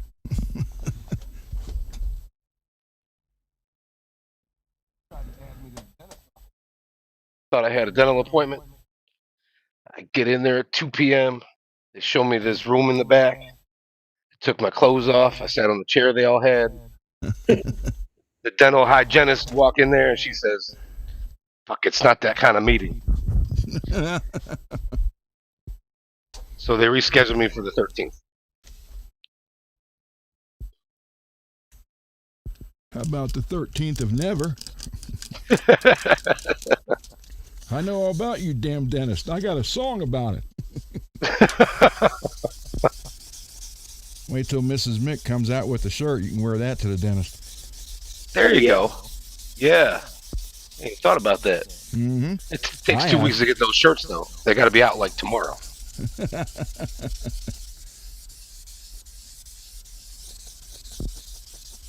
But no, it was all right.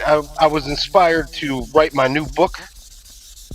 It's called Shut Up World, Please Learn How to Go Fuck Yourself. It's self-help guide uh, to fuck off with helpful uh, Davidisms and snarky comments and just all around some rude shit. I started with writing several things on index cards, and I got my ideas together.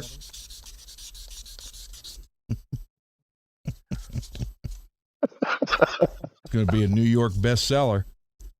Hey, it's pretty good. You know, like the first one. Her teeth. Those fucking teeth. Ugh. Look like she could chew lettuce through chain link. Only thing is, you know, with the book, you don't get the facial expressions. That's the only part, you know. Yeah. Kind of reminded me of what you said about something through chain link. It's like, you know, her jack-o'-lantern teeth are so bad it'll take her 2.5 hours to eat a corn on the cob.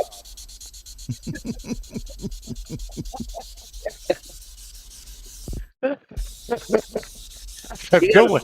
You gotta add that to my book. That's pretty good. Or like this one here. What, you got a little cut on your balls? Well, I didn't want to call it a gash. Oh,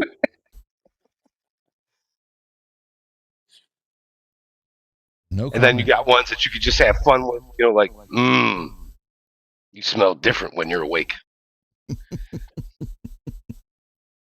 When you're conscious.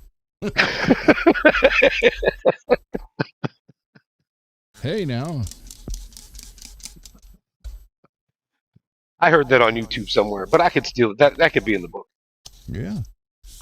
You just got to give credit where credit is due. I'll say, good old YouTube. Somebody on YouTube said this a while ago. Somebody.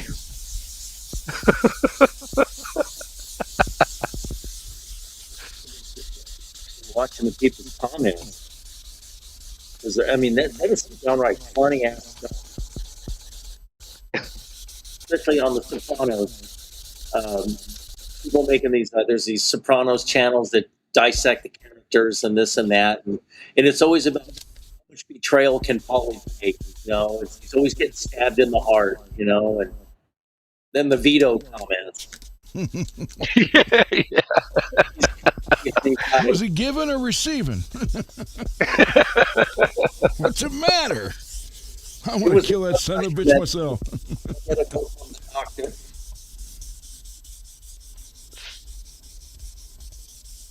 They always got those good short stories like, you know, like your buddy has a fat dog and he's looking at your dog and he's like, man, what do you feed him? Half. Literally half of whatever the fuck you feed your dog. It is what it is. We took Ava to the vet today, and she's in perfect health, 98 pounds. Wow. Wow. Vet's like she's a big girl, and she's not fat. She's just a big girl. Well, yeah, we seen her. Yeah, I thought she was smaller. No. But I mean, you know, to be fair, on you, a strap body would look small. Well. So, you know. Yeah. Me playing. I only thought of that because, yeah. I only thought of that because Nuno wanted that smaller body because he's like, man, Invade's so huge, the strap looks fine. I put it on, it looks like, you know, it's oversized.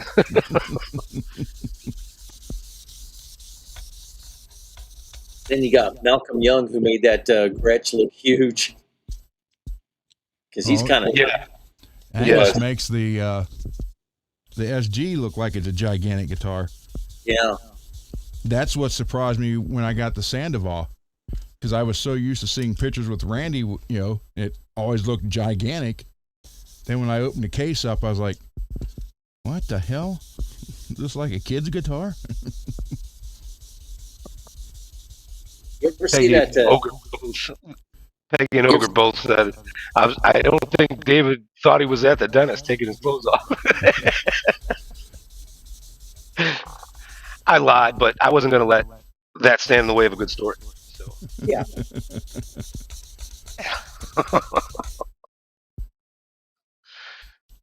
I really do hope she can figure out that dentist shirt.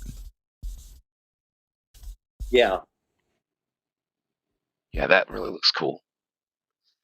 The dentist he came up with for that, it just fits that song perfect. Oh yeah.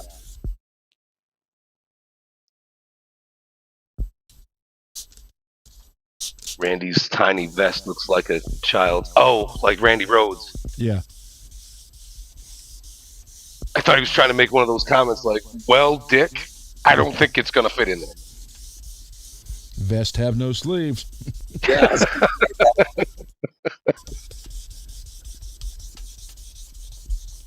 And if we put on his vest, it'd be like Fat Man in a tiny vest.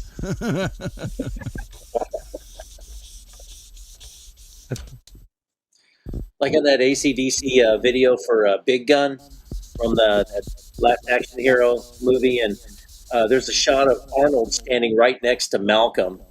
I mean, I think Malcolm comes up to his belt buckle. You know, Arnold's not that tall. They advertise him anywhere. Sometimes it was 6'4", then 6'2". I don't even think he's 6 foot. Really? Yeah. If he's 5'9", then that means he's literally bigger around than he is tall. Wow. And the reason I say that, because when I worked at Bailey's waiting to get back to Navistar, it was, you know, prison stuff and like casement windows. And 1996, we got an order for his house, and they were all like wild designs. So me and a guy by the name of Tyrone Hutchinson did all the casement work, made all the frames and everything. And then one day we were, you know, had him on the big table with the wedges so that lock him in place and weld. And all of a sudden here, so how long is it going to be to get these done? And I'm like, well, I flipped my hood up and turned around, and he's standing there, and I was taller than him. Wow.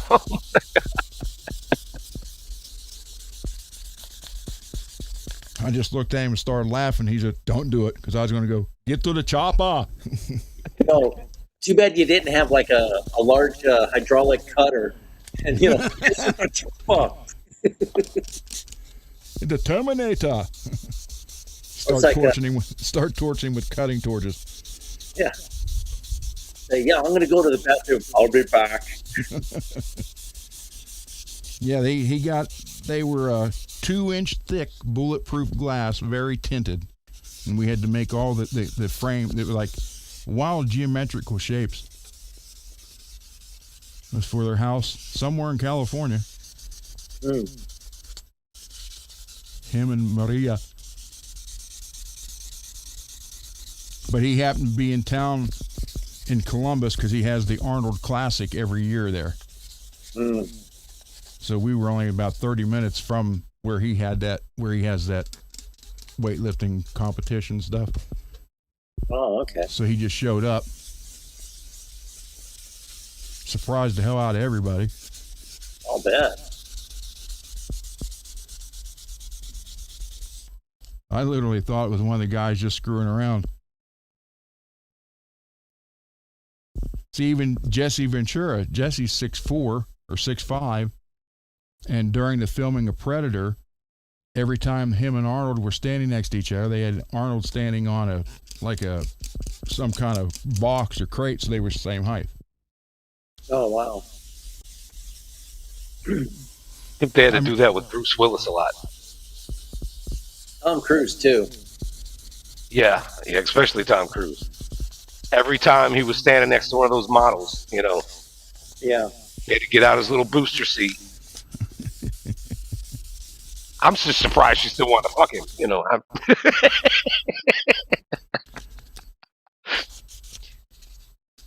It'd be funny if they try to do something like with Peter Dinklage and they make him like the same height as everybody else that's over 6 foot or something. They just like, I mean, they'll have to lift him up with a forklift or something. But Yeah, if you watch Predator, you'll notice most of the shots they show Arnold is like from the ground up.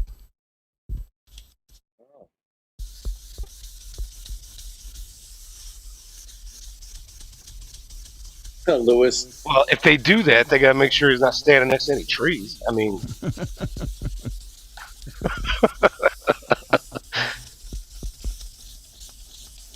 God forbid a rose bush. You know. I mean, I think Sylvester Stallone's only like 5'6". huh? Interesting. And the funny part, here's the funny part. Working there, you know, Arnold shows up to look how his windows were coming along, which, you know, he showed up unannounced. But I worked with Mike Weathers, and he was cousins to Carl Weathers, too. Oh, nice. And no one believed him. We're like, yeah, Mike, sure. And then he finally brought photos in from like some kind of family reunion or something, and there was Carl Weathers holding him in a headlock.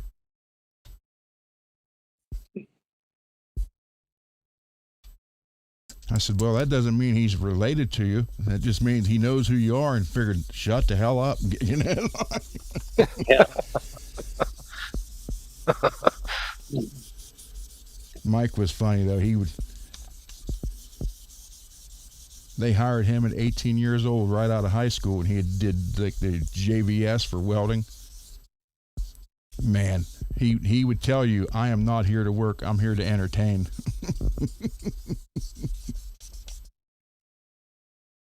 Oh, Lewis was saying the guy on Predator had an anger issue. Even Arnold was frightened of him. Yeah, that crazy dude. I forget his name. Crazy dude. The Indian? Huh? Oh yeah, the Indian. Yeah, the Indian That guy was spooky, scary. Yeah. stood on the bridge all by himself, and he's dead. Oh, he knew he was gonna die. He was just like, I'm not gonna die afraid. Yeah, Sonny. That's right. Yeah. Sonny. Anybody remember the Gene Hackman and Patrick Swayze movie? Gene Hackman and Patrick Swayze.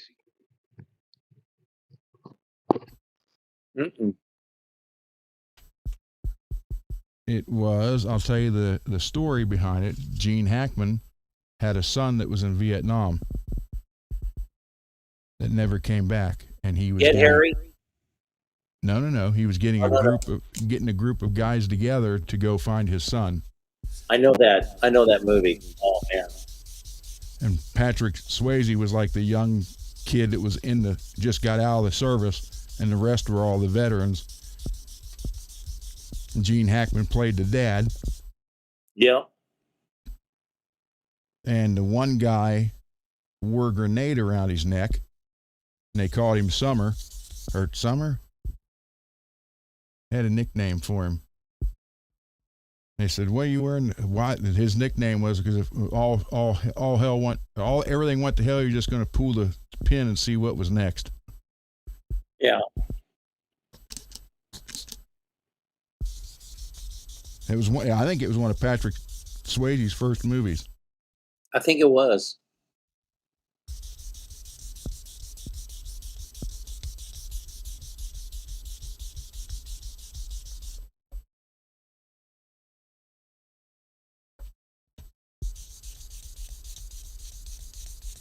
So Dane, if you're watching, this is prepping for the final clear coat. Getting out all little imperfections.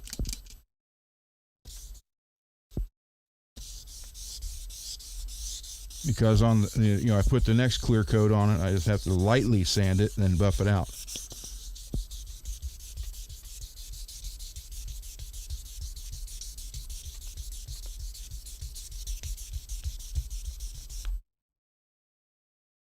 But when he sees this, I want it to be nice and smooth and not all messed up.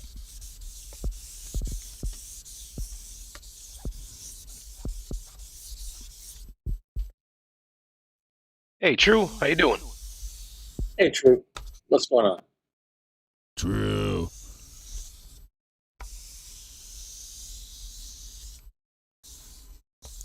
I got some nice comments on that little piece of the song I've been working on. Yeah. That did sound cool. Thank you. I don't have words for it yet. I haven't thought of that. I didn't have words for it either.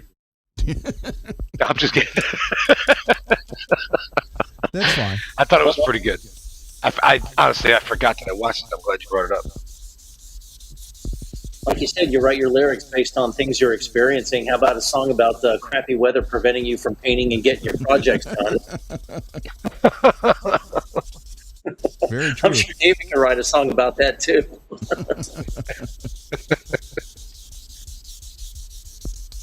Let's write a song about. I would need more than a minute. Preventative weather. Yeah. Yeah, I mean, Stevie Ray's got that one. Couldn't stand the weather, but if you could apply some, excessive humidity and can't, clouding up the lacquer finish and stuff and lines in there. Lewis said, "Yeah, then call it. I don't have words." Words. Uncommon valor. That's the name of it. Just gonna read that. Yeah. No, that was like, what, 81, 82, maybe? 83? I think so, yeah.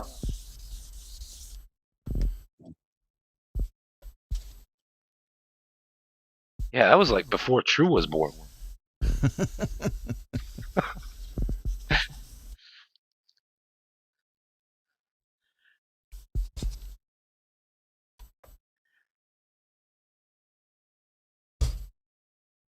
There. Would you guys be able to play on my channel during the day? I personally, I would not. I got a lot of guitar work going on during the day. Yeah. Who asked that? True. True. He asked if anybody would be able to play on the channel during the day. Weekdays I'm working, and when I finally got time to work on stuff on Saturdays and Sundays, I really try to get the majority done before my wife gets home. On Saturday, she doesn't work on Sunday, but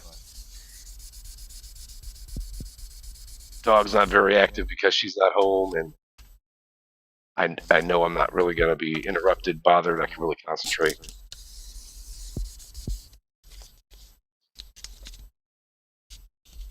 Well, damn, True. You've been at the gym for 11 years and make $2 more than the new guys? No, that shit definitely is not right. Yeah, that sucks, man. Oh, God. Ugh. Yeah, I'd throw a fit about that. Yeah, my wife said the same thing about Dallas Library. They were doing some bullshit, like not really trying to hide it either. Trying to entice new people to become a librarian, get into the library system, and all that stuff. And pretty much they were going to be offering them, within dollars of what my wife's already making. Yep, it's a shame when they do that. That's like cable companies. You're a new sign up, you get it for next to nothing, and then everybody who's been a loyal member for years gets the one has to pay the bill. Yeah.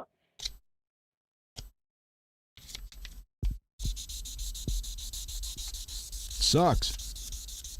Well, of course, that's the same way it is at work. You do a good job work, you get rewarded by doing someone else's job. Yeah. Because they don't.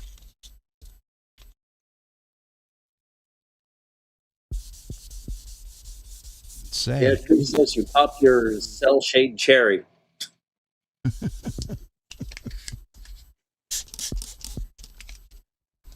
I remember being, 20, 28, 29 years old. Can't wait for retirement. Now I'm like, damn, I wish I was still working. I remember being 18 years old and not, can't wait till retirement.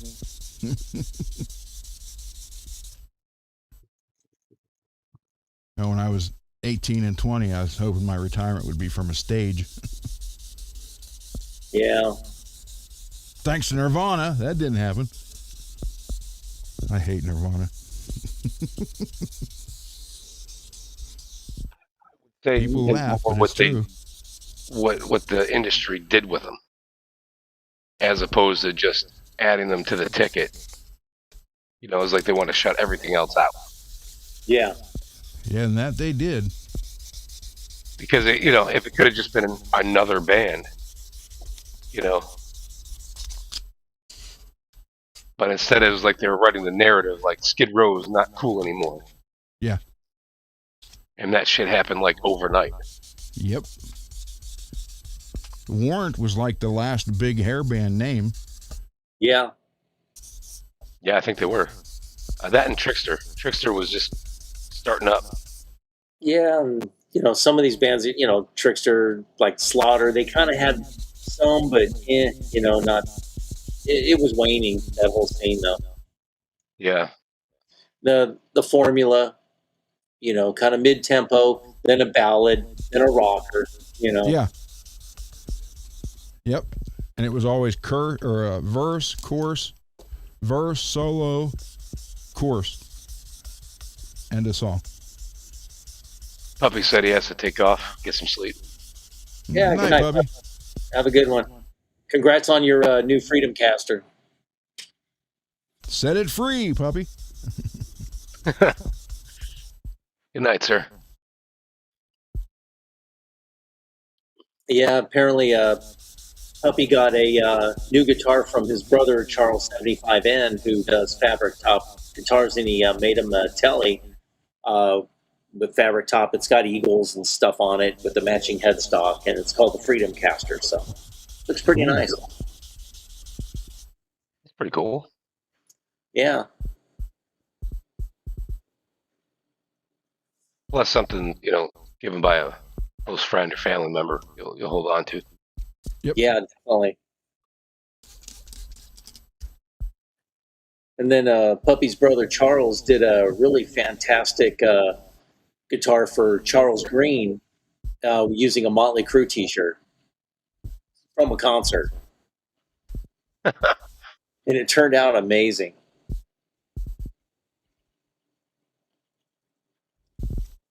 Oh, good night, Lewis. Have a good night. Good night, Louis. Good night, Lewis.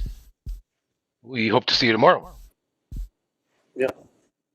All right, so I need to get there a little bit. Oh, Sean Connery. Godspeed. Goodspeed. You know what that means?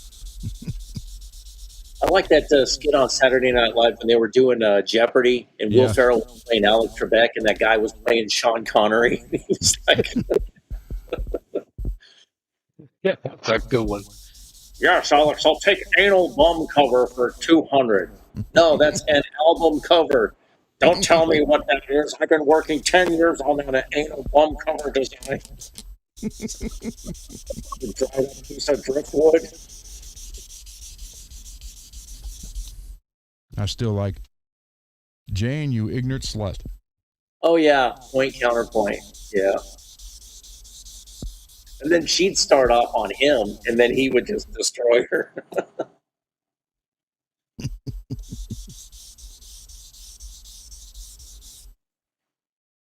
And then when everybody started calling, Jane a bitch,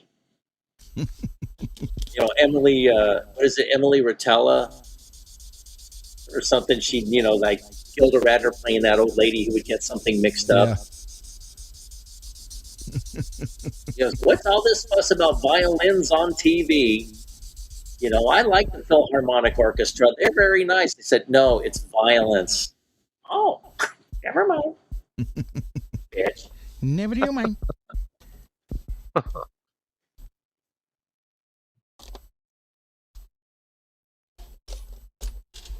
No, True I says just you should be playing while you're standing.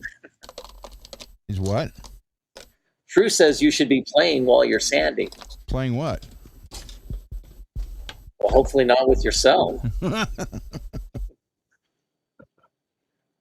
Kind of personal, True. I know. It's like, what are you gonna do? Like hammer-ons with the guitar while you're sanding with the other one, the other hand? Who knows? Only True knows. To blow up the outside world. Yeah. What's on your mind, buddy? If you forgive the overstatedness. Looking in my window.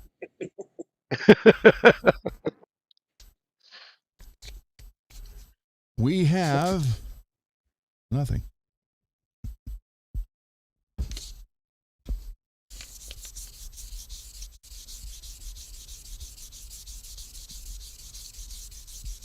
Well, half the time you're doing a good job of shining it up. Yeah.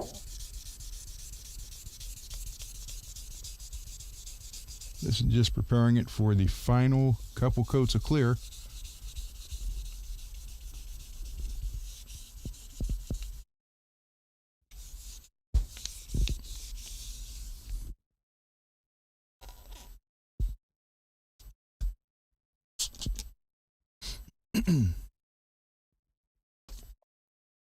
Oh wow, Peggy said we're at 468 subs. Cool. Yeah, we reached 500 with the guitar giveaway. And Ron will set the standards and give you the details. I think it's, you know, after all Billy's going through, he's still going to keep up with that. That's good. That shows you how much Billy likes this community. Yeah.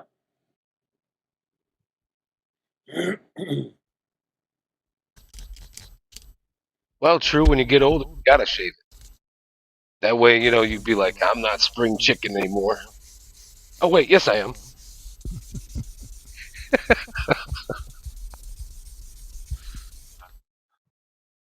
For yourself, David.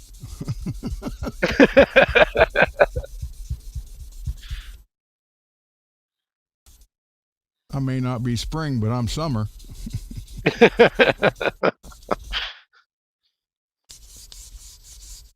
You know, I'm 61. I'm middle aged. I plan on living to 122. There you go.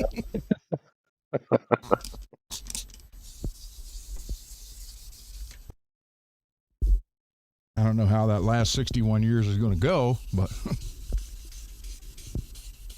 I'll tell you how it's going to go. You're going to look like a fossilized wash rag. yeah, but I'll be good Don't at it. stand still for too long. You'll start collecting dust. Oh, my hair is not that great. I'll just shake this shit out.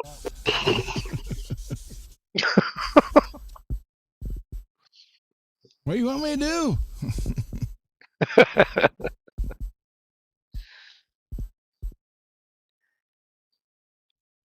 Yeah, my wife, I don't know what happened to her.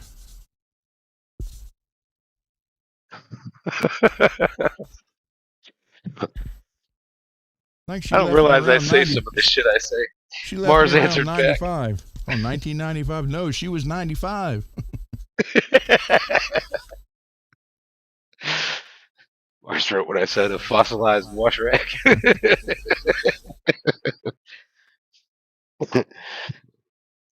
That was a good one. Put that in my book.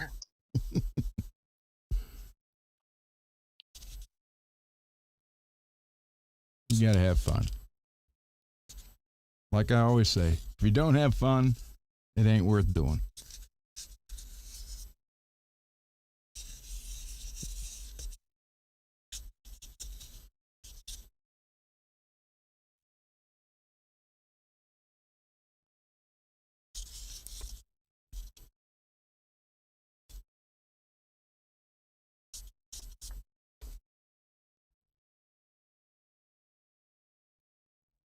Let's see. Put it right here.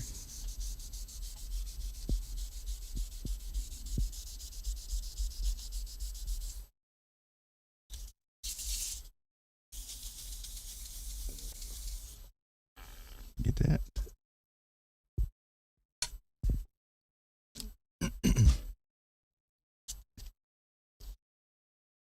Rodney Dangerfield, Planet of the Apes. Now that would have been a good movie. They should have done that one. I get no damn ape respect. Yo, the heck, blew it up. I don't like small food. Damn, another orange.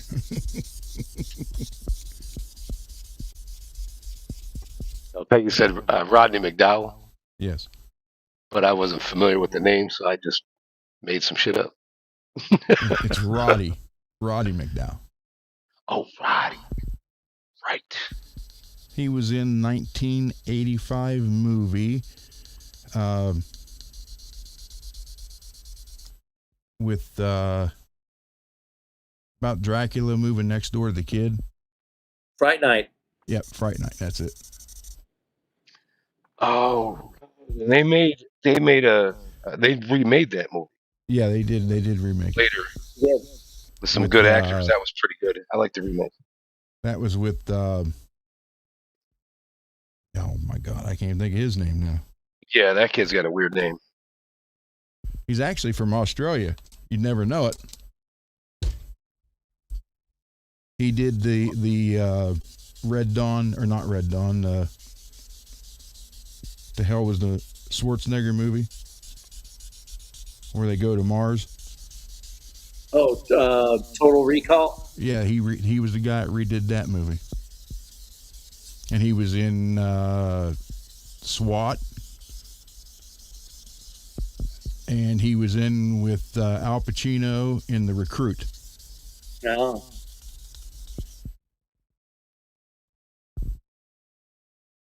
Now, True said he met Arnold, maybe after the knee surgery, and he said he was like 6'4". Mm. I was 6'3", and I was taller than him. Yeah, and Ron's had 2 knee surgeries. No, I was Ron's about to have him.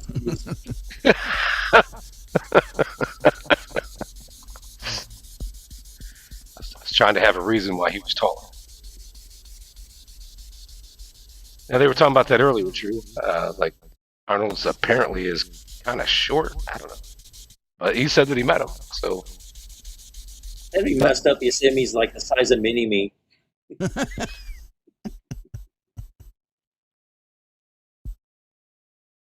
I'm Arnold Schwarzenegger. The best one was Arsenio Hall. Remember his show, Greasy? Yeah. When he had Arnold on there, he's like, I am Arsenio Schwarzenegger.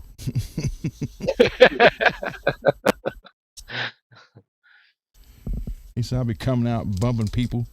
Get the hell out of my way.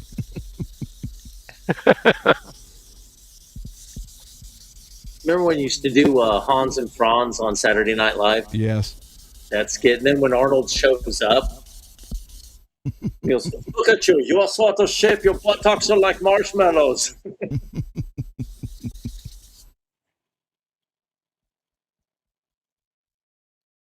And then they do a complete contrast and have Joe Pesci show up. Like, why don't you two go to the gym and pump each other? We lift weights up, we put them down, then we lift them up again. Steven Seagal, he's talking about deals. I don't go for, bulk. I try to achieve Zen.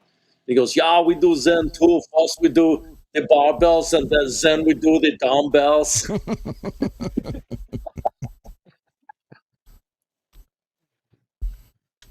Those two were funny as hell.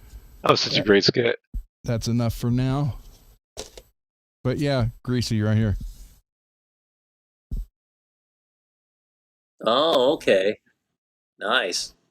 It's sold by McGuire's. Oh, okay. All right. If you just type in McGuire's sandpaper from Japan, this is what will come up. Oh, okay. And I'm telling you, that cuts so nice. It's unbelievable. That's Yeah, I mean, you're just pretty much effortless. Just listening to the sound of you sanding and just watching you do it. It just glides over and it's really leaving a nice finish.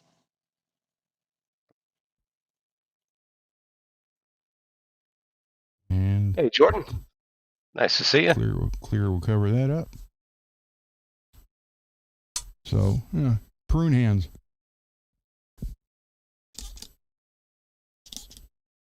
These are not banana hands. That would be awkward. Banana hammock. I didn't know you had your hands in that one too. Hey,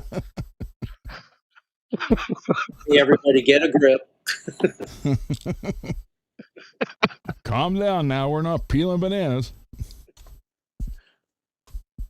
My wife always does that. She'll be walking up the stairs and I'm like, I gotta pee. And I'll look at her and I'll be, I got a banana. I mean, we never commented on the when I did the joke or the for or against condoms a couple weeks ago when Peggy about spit out her drink.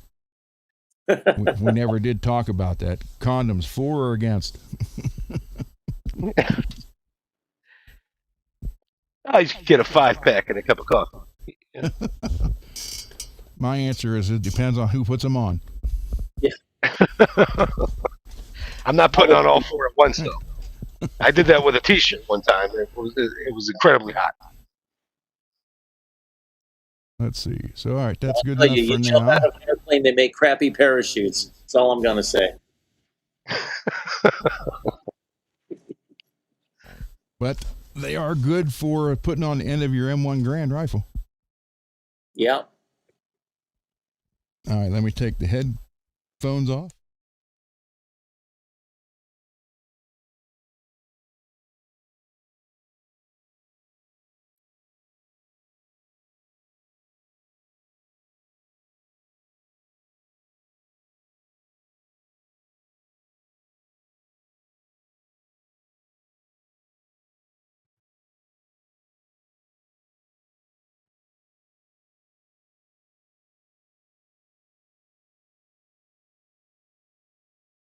What's up, Jordan?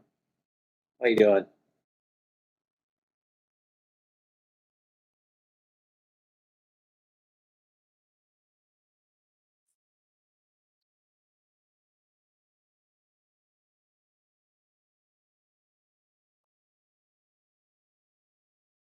It's all right. It's all right. Go over here, right chair, and put down the regular. Hey, Barney.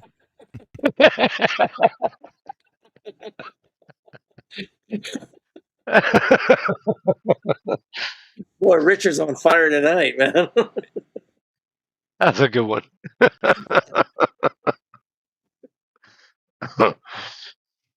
Well done, sir.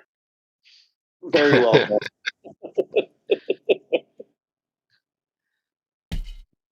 Oh, okay. Thought that was my grape cranberry and Milo's tea. Cranberry juice, huh? So how's your period? Well, thankfully, Swimmingly. Fucking South Park. I was thinking You got love. the grocery store, and I was looking at the cranberry juice, and then I'm like, oh, okay, maybe I should pick some up. Then I'm like, okay, then I felt a little frisky, and then the cran pomegranate. So that was my decision. I like the cran grape. Cran grape is great. Even the cran apple's good. Okay, Those are cran mango. Cran crime. Oh, Greasy, show David your new microphone. Oh, Greasy's microphone came in. I ordered it Monday afternoon, and it came in Wednesday afternoon. Oops. Yep. The Very pod mic nice. in white. So yeah. So How much that's was one- that bad boy? I I got it for, I think, $84, free shipping, and they sent it 2 days. So I was pretty shocked. I figured it'd Yeah. be here, like, Monday, Tuesday, something, but no. Very cool. Very cool. Yep. And then do you already have the Roadcaster, or it's on its way? It's on its way. It'll be here Tuesday. Okay. So yeah. And then let's see, the pop filter says the label's been created, hasn't shipped yet. So, but it'll probably like out for delivery. You won't hear anything, and So then, then my MXR textures pedal comes in tomorrow. It's a what do they call it? A granular video exists. I haven't seen the video on the pedal yet, though. But I know I saw that the video exists. It's pretty interesting. I saw that and I'm like, wow. It's it's trippy. It's like I think there's gonna be a learning curve on that, and I'm looking forward to it. Something new to play around with, and just something kind of really weird and abstract that I've never had before. So yeah. Don't be so crazy. I will be crazy. Damn it. Don't be so crazy, she said. Oh, well. A band we opened up for was called Circus of Power, or COP for short. And they had a song called Crazy. And it's about a groupie who stayed with the singer one night. And then the next morning when he woke up, she went all crazy on him. So he said in the song, he's like, so I called up the bouncer who said she looked sweet, and for $10 he'd throw her dirty ass in the street. She went crazy.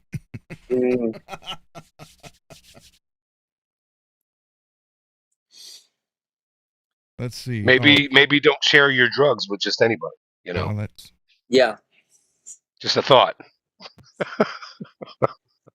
I don't know. Peggy said, did you get it in one piece? Yes. Oh, good. Yeah, she's talking about MPN's guitar. Oh, right. Yes. Yes, it's in one piece.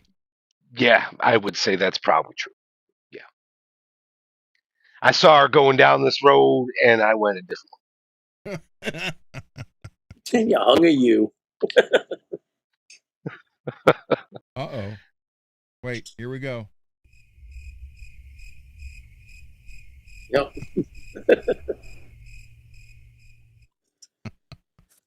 Of course, I had to tell Ron that I was kind of disappointed in the fact that there was no fart effects.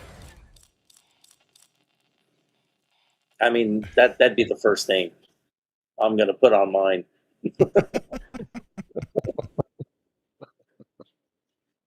Grease would be on here and be, hey, Grease, how you doing? Good. Anytime you guys say something, oh, it looks really nice out there. That's what she said.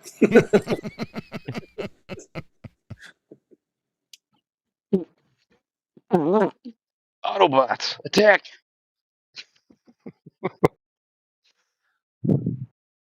Peggy said, Jim says, David, you are so still, it looks like you froze up.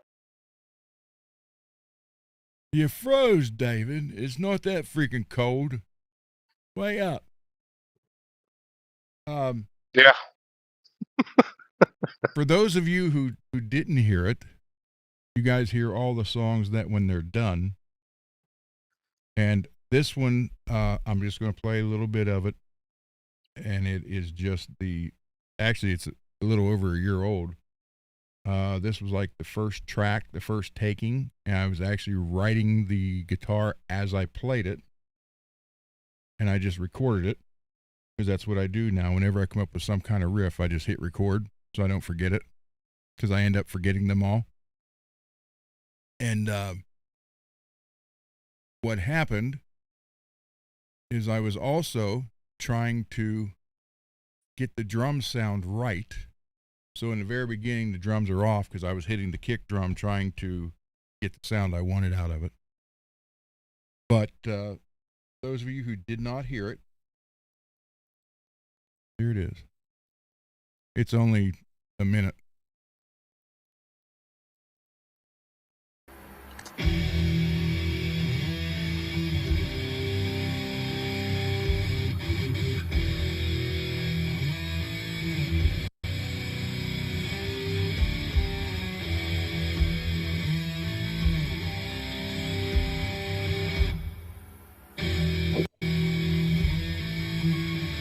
Now this is where the drums kind of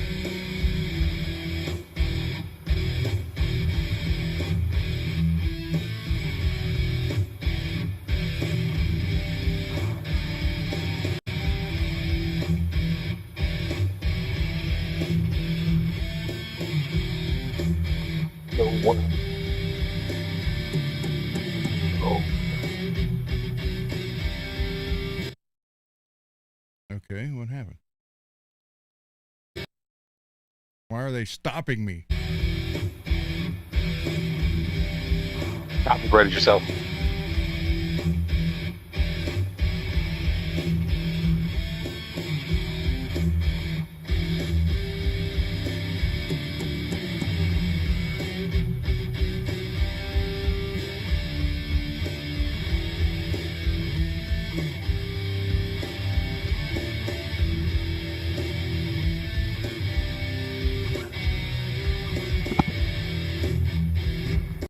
So I was just trying to figure it out and get it down so I didn't forget what I was doing. And but I thought, you guys always hear the finished product. So that's how it kind of starts. Nice black label shirt. And here we go.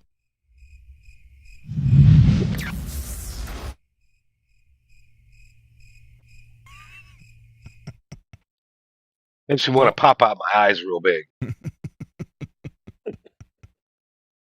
So yeah, I have no words for that song yet. Still. And what did Lewis say? I should name it I Have No Words. Just let it be a musical thing.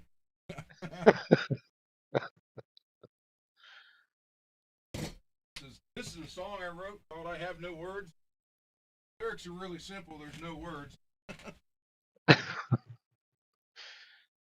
Edmund Fitzgerald. That's already a song. Or you do the reverse psychology thing and say, call it vests have sleeves.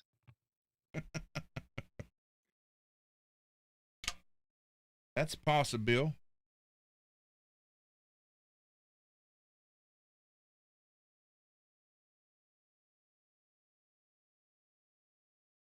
So I don't know if you guys can hear that, but No. you hear it now? Yes, now we can hear it. Yeah. So how that's played is very simple.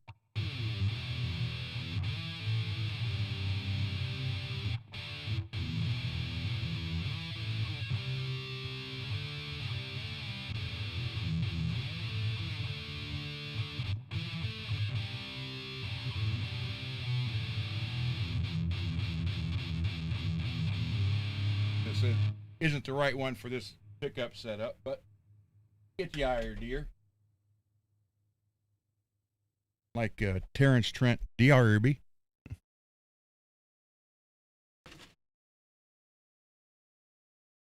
I'm going to pour that all over the desk.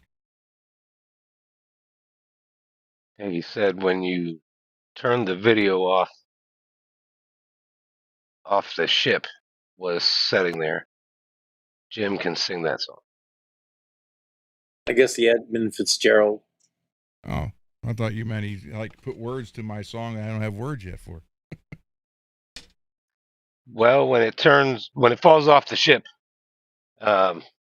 you'll be sitting there singing or something. Okay. She said. Okay. Yeah. That'll work. Yeah. I think there's a typo in there, Peggy, or two maybe. It won't be long. Yeah. Yeah.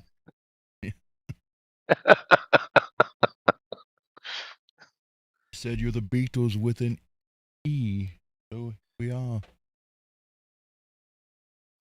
Hello. I hate cables. John, Paul, George, Ringo.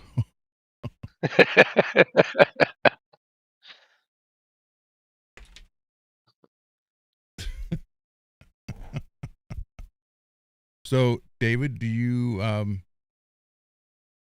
to show Marshall's neck? Sure. Yeah. Do that. Ian is still here. He's probably not here. We'll show everybody else his guitar. Who, Marshall? NPN. NPN. Yeah. I'm Yeah, still sure he's working gone on the by frets. So Hold it's on, still wait. taped. It's Look still at that, taped. Marshall. Yeah. We're getting there. I'll have more time to work on it tomorrow and the rest of the weekend. There you go, Marshall. Hopefully, I'll have a half day tomorrow. Oh yeah, and then I tried the new pick guard on this guitar. So it's got a black pearl pick guard piece. I don't know if I like it. Do you like it? I thought you was going with the other one. Yeah, the other one looked like a bandage on a bad joke. I couldn't do it. There's something off about it. It really didn't look right. Like if you had the whole pick guard, it would look cool, but just broke down to a piece of shit. Really, I mean, it looked terrible. It really did. But I think that looks pretty cool because I Yeah, wanted to use I these like black it. knobs, and if I didn't change the pick guard, I couldn't use the black knobs. Those are. And See, I like it better the right without. answer would have been like get the black chromes, except Yeah. everybody was out of them. And I'm like, well, I'm tired of waiting, and I already had the black ones, so thought that would be cool. And then just we show got the front of MPN's guitar.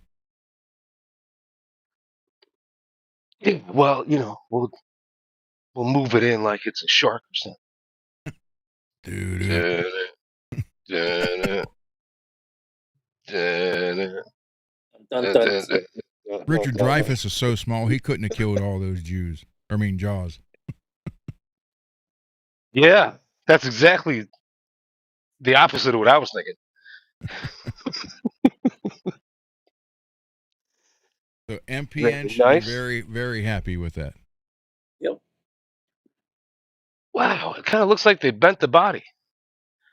Oh no, I'm just standing crooked. Okay, that's just me. Never mind. We're good. So that they would not send that just across Ohio. No, because he wanted to be protected. They should put that fucker in a condom commercial. I don't know. That was so stupid. He just saved all kinds of money just sending it to you. He wanted to be an asshole. eBay's probably got its rules. I don't know. That's just like, well, if you register it on your account, we'll put it back up for sale and then you can buy it again. Yeah, I'll buy it again in 3 days when somebody else already bought it. Yeah, okay. That's what we'll do. Well, I will tell you this. He is in Dayton. That's about normal. That is about normal. I mean, look, for Dayton? Yeah. Well, look, you had the Wright brothers, but they had to leave to fly. They just got the idea in Ohio.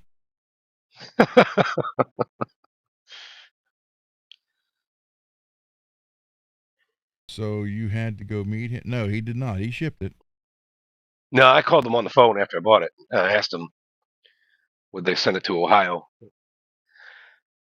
They said not only no, but hell no. Can't We do only that had shit. to go 3.5, 4 hours. And yeah, I don't know. Because it would have made it a lot nicer. It could have come here to me. I could have took the pickups out of it, sent them to David. MPN has now stripped the Firefly of all the stuff. So he's sending the pickups over. Case is coming to you. So they already confirmed he won the case. He's getting the check. So yeah, he can take it all apart. Send that stuff.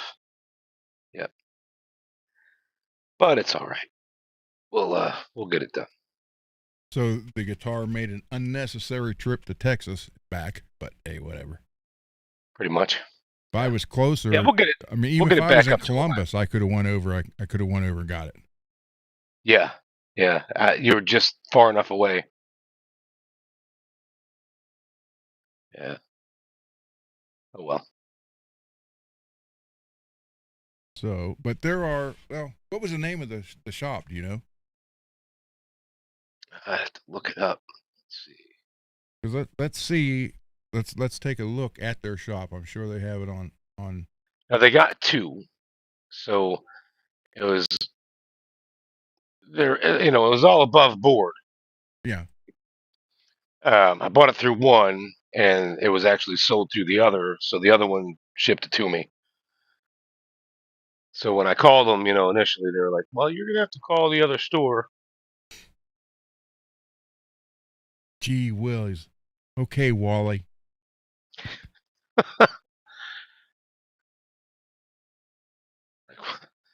Or Whatever. you were a little hard on the beaver last night.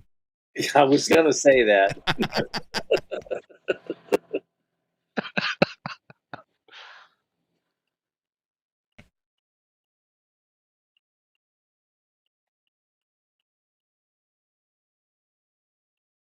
Come on. Names their kid Beaver.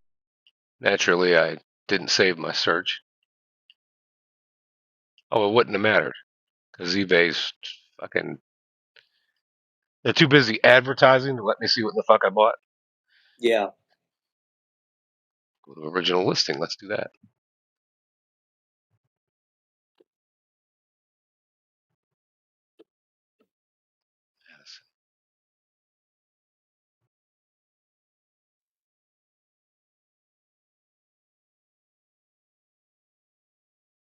Mm.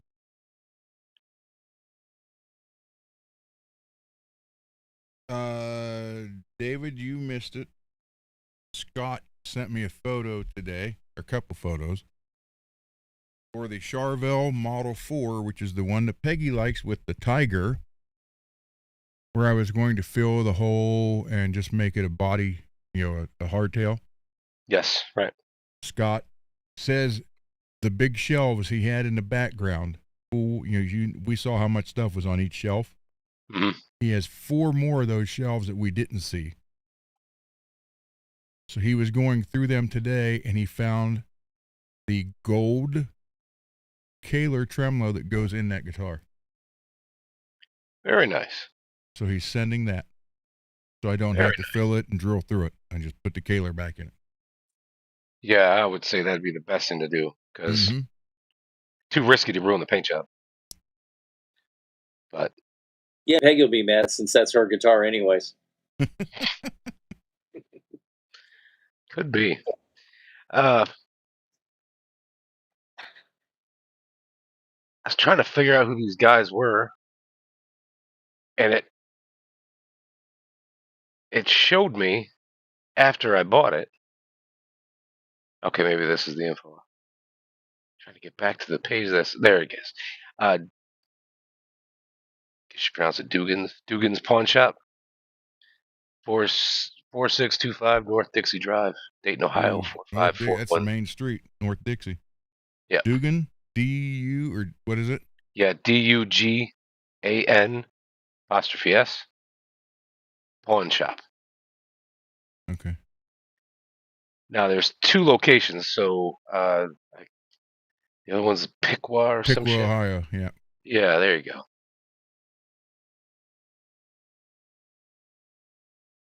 Yeah, Dugan's Pawn Shop, North Dixie. Yeah, so Dayton sold it to me. However, the guitar was actually at the other location, and that's where it shipped from. See, my phone number, the area code is 937, just like that is here for this store, because I got my phone when I was over in Springfield, so that was the area code for that. So let's see. Visiting The Simpsons, were you? Oh, what are you talking about? Damn it, Dave. Almost said Dale. Damn it, Dale. Damn it. Yep. Well, the top 10 pawn shops in Dayton. That one's not listed. So. There's a surprise. All right. Let's see. No, they're all right. I mean, they got their rules they would like to follow. I don't know. shipping a guitar without a case. Oh, they're Yeah, Ohio I'd feel coin more dealers. comfortable sending it to Texas. Yeah. Yeah. I'm trying to just. You got a website? Oh no, add a website. That's why. You got the 2 cents God gave a fucking goose.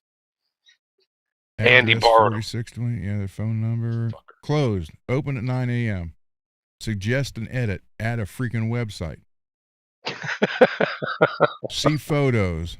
Well, we're looking. Okay. Well, here's the exciting photos from Dugan's pawn shop in Dayton, Ohio. There you go.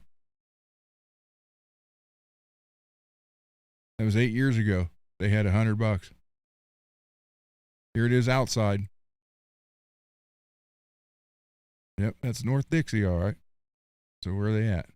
Right there. North Dixie, Alabama? No, that's not them. That's a Yeah, that's Alabama. Over there on the left, that's the hair care and tire center store. Dixie Food Mart. I'm just kidding. Just kidding, Peggy. Where the hell's this at?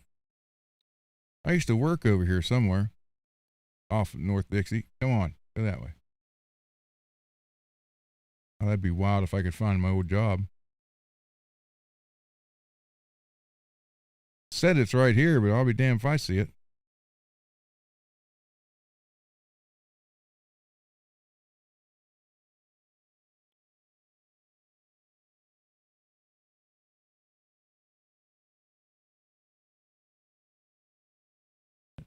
What is that? Oh, King's Motors. Nope. So what, you can act like you're driving down the street? Yeah. Dude, can you cut off that blue car?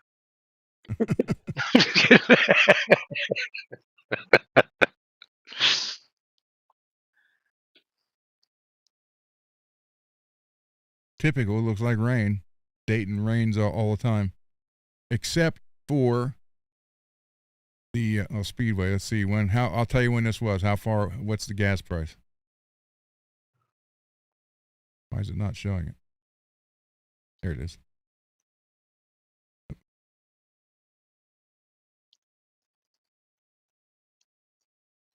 Come on, damn it! Show the gas prices.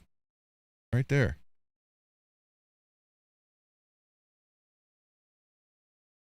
Hey, you brought up a good point. Maybe they're running out of the back of a van. That means you got to go to the other side of the gas station. What the hell? If you cross that little pond they all got over there, there's a nice titty bar. 283.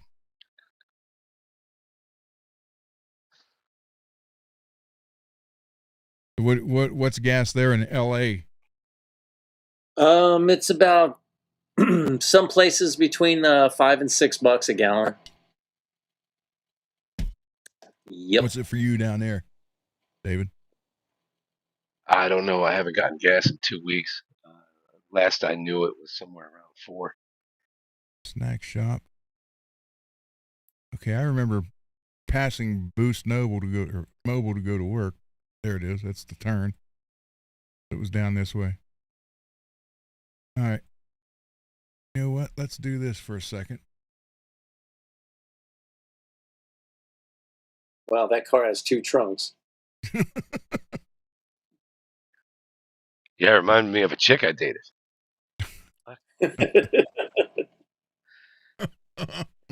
She had to drop the tombstone to win rat race, you know.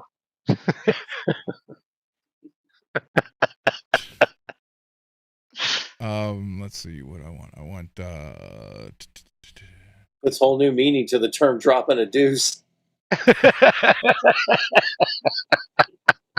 Yeah, it does.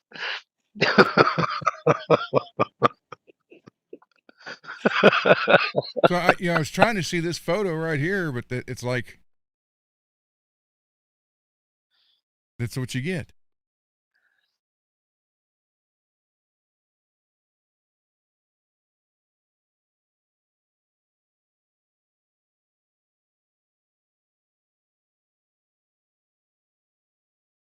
Doesn't show it.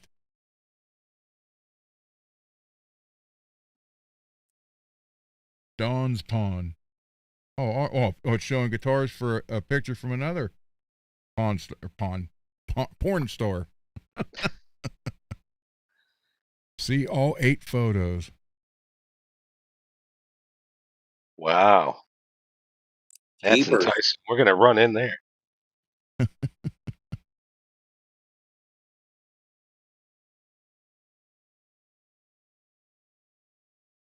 Now, that's not Dugan's pawn shop, No, right? no. Somebody else. This is All Star Pawn. No, Dugan's doesn't show this. Here's the top 10 in Dayton area. I Mr. want to know Pawn. what's the one in Fairborn. Rich's pawn. Hey, now I'll go there. Springboro. Yeah, Spring Hoe. That's a good. Yeah, we could go there. Wait a minute. Wait. Oh, wait. Next page. I want to find the one in Fairborn. Springfield Pawn. Hey, that's where I bought stuff in there before. That's right where I lived. Right by Springfield. Or right in Springfield. Oh, add a photo. Are you kidding me?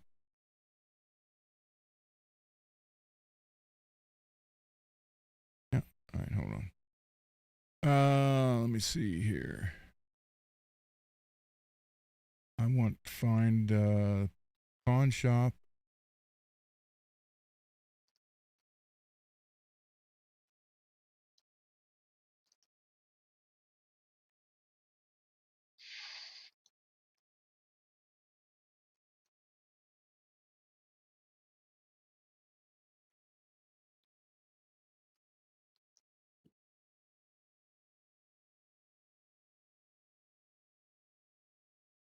Don't know what it is.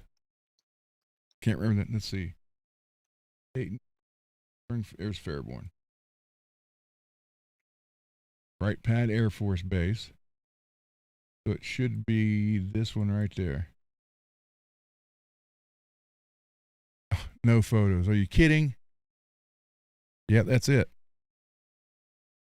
Like in a corner. Okay. This is the one. This pawn shop is freaking awesome because hold on here.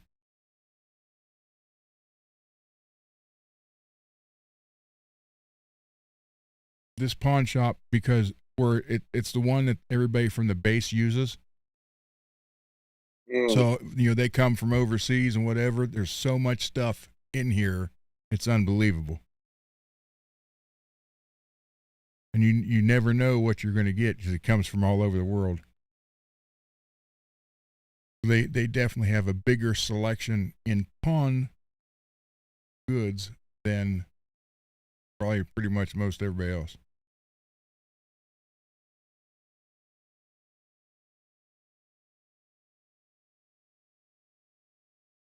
Let me see. Do this.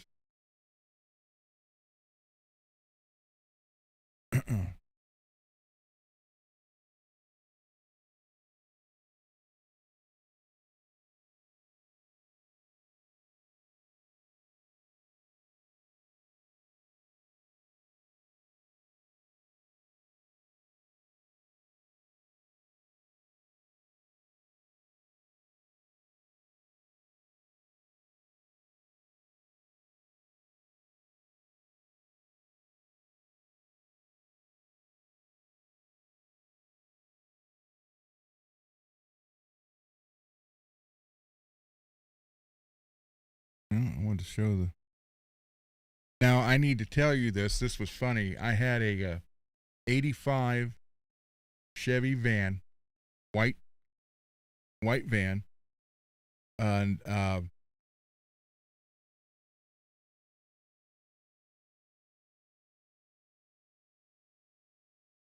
friend of mine, his wife or his mother worked here, and he had brought us caps. You know what? I want to find. I didn't think they was going to show too many photos.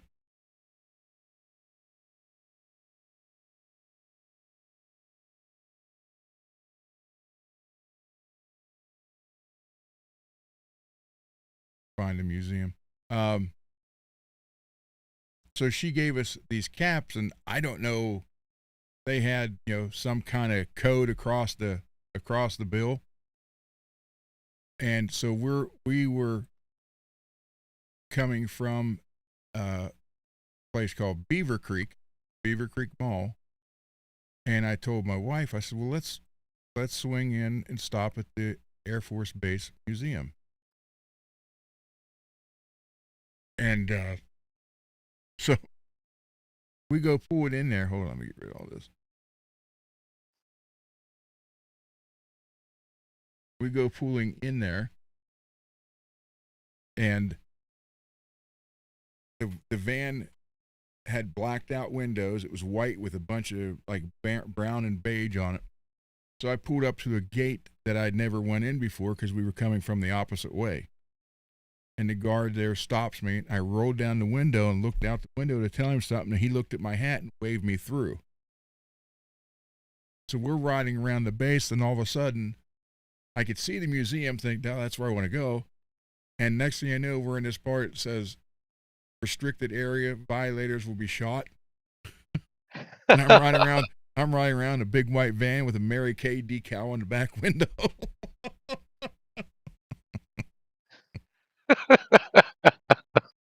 They didn't do anything. We got out. I don't know what the hell his mom did, but my God.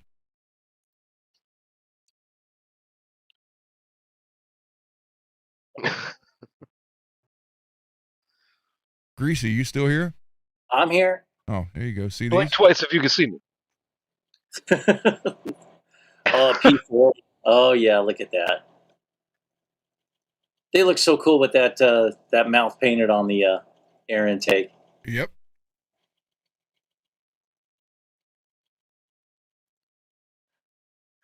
Which shuttle's that? Is that the Enterprise?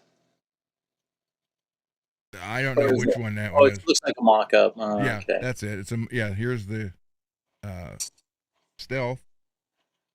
Yeah. There's the Memphis Belle. Oh, there she is. I like how they have it kind of rigged where it's looks like it's in flight dropping a bomb. With the wheels up and everything. Yep. That's pretty cool. Very novel. Here's the rocket room. Nice. There's boxcar. Now, you know what I find strange about this? Whenever you go here and look at boxcar, this dropped the bomb on Nagasaki. Yeah. You will see Asian tourists standing around us having their photos taken. Huh. I swear to God. Do they know that that's the plane? Yeah. And I don't know why they do that. Like if maybe they had a relative or I don't know. I've said that my wife was in there with me the last time we went. I was like, look at that. I don't know. Oh, Now there is kind of this thing where like Koreans and Japanese, they hate each other. Yeah, the Koreans are probably like Japanese doing hates the thumbs up and Yeah, they might be getting their picture taken because they're like, glad it's not me. yeah. Okay, I don't know. I mean, I'm just guessing. Look how big this hangar is. That's pretty cool. Yeah, there's 4 or 5 of those now. Ugh. Look at that. Looks like my wife's shoe closet. I'm just kidding. Next thing you know, something bounces off David's head. How'd this get in here? Why's my neck open? Looks like a B-47 wing because of the single engine out there, and then the dual's right there. Presidential planes, like 4 or 5 of them in there. Wow. I've always wanted to go there. Residential planes. They're showing this shit off, and the fact is, it probably, There you go. They were the planes that didn't make the cut. The Aero Cart. Yep.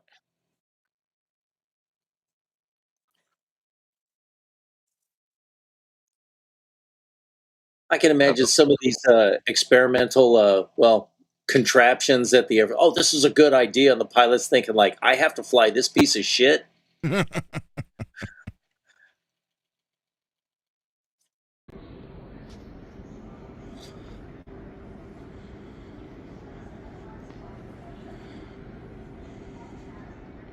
Damn, buddy, slow down.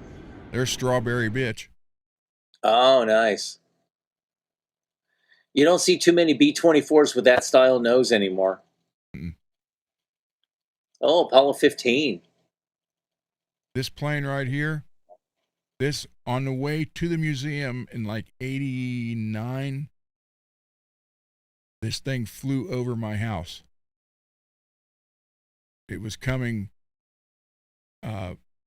west from the east. And matter of fact, I was in the garage painting that green Camaro that I showed you guys. Uh-huh. And this thing went over with, it had like the almost like the Concorde type nose with two little wings right there by the nose. And then the V wing and like, I don't know, a lot of, I thought that was a video. No, I'm sure they'll show it. Is that the B-70? It had like 6 motors or 8 motors in the back. Okay, big delta wing. Yeah. Okay, that might have been the B-70.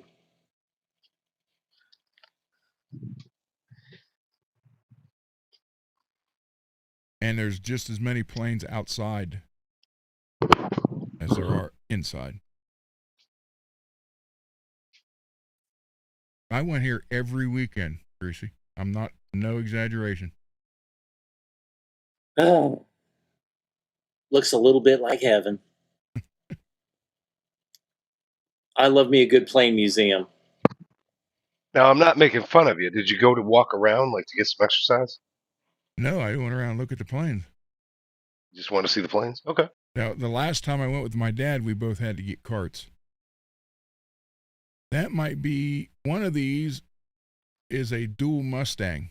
It used to be over here somewhere. Oh, okay.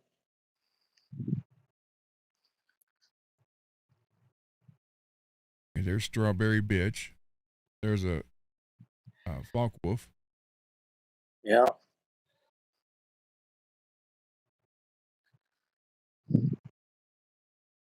Look at all the stuff hanging. Yeah. Yeah, the Focke-Wulf was a really tiny little fighter. Yep.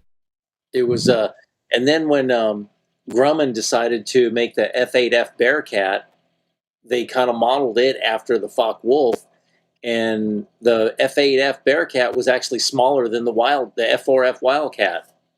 But it was twice as powerful and flew way faster. Yeah, there's some some of the planes. Hey, Will, how you doing, buddy?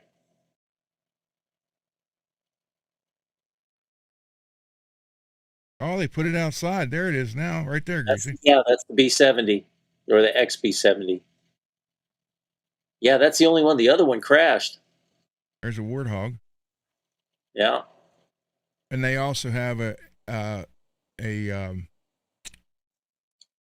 World War II tower out there that you can go in. Oh, wow.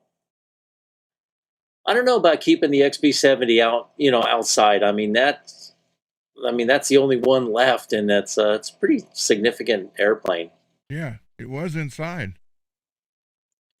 Maybe they rotate them around a little bit.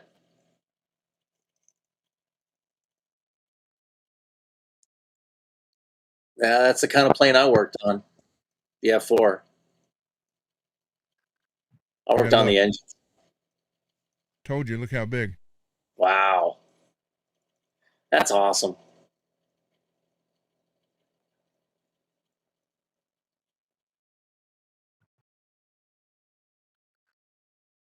Yeah, that's a big place. Mm-hmm. That's why I said I'm not kidding. Were you walking around for the exercise? Oh, an Osprey? Yeesh. I wouldn't want to fly in one of those. Hell no.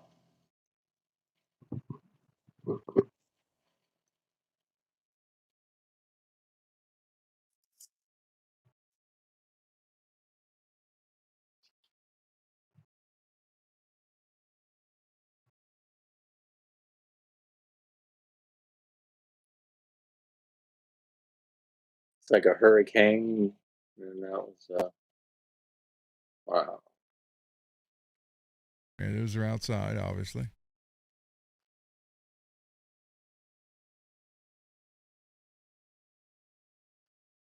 Oh, an A26, nice.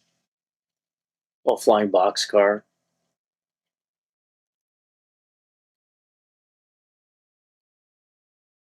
Oh, that was during COVID.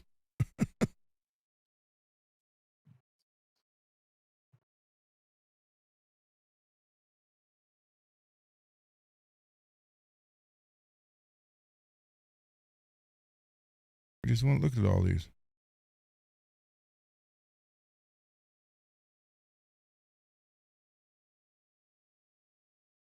Trying to find the.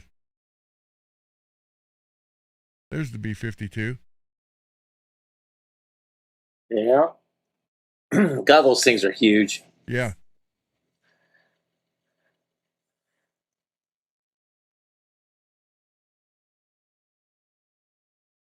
Come on now, we keep seeing this. Why do you keep repeating those? Kind of here. Here's early flight, World War II. There you go, Greasy. Okay, now we're talking. What the? Let's just stick an ugly big old nose on that airplane and just see how it flies. Probably testing something, obviously. Yeah, the pilot's will to survive. Wright brothers.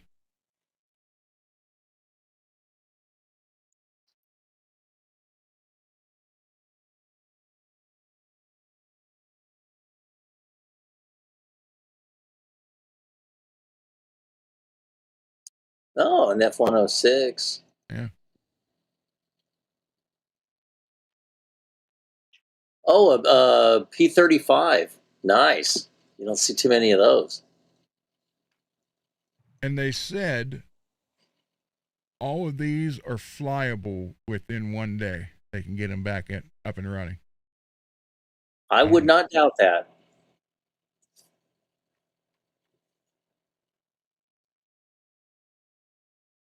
And that's going in from hangar to hangar. They have all this stuff. Look at this landing. That's really cool. Yeah, they have one of those at the Palm Springs Air Museum that they'll take you up for like a half-hour flight or something, or an hour. It's like $900, I think, last time I checked.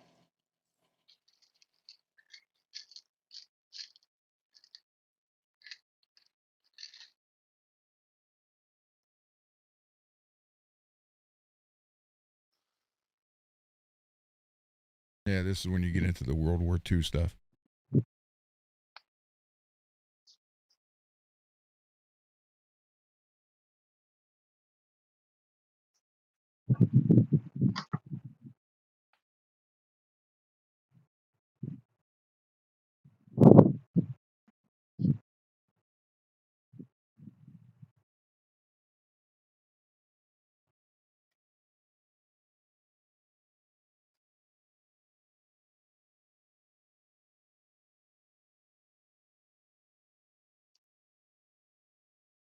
I don't know what the hell that is.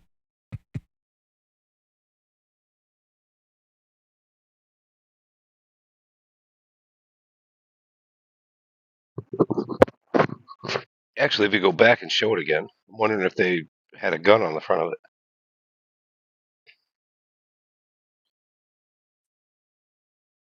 See, like it would make more sense they had a gun on the front, and the person that sits all the way forward mans the gun, and the other set of windows is for the people flying the plane. Either Just a that thought. or is that some kind of trainer?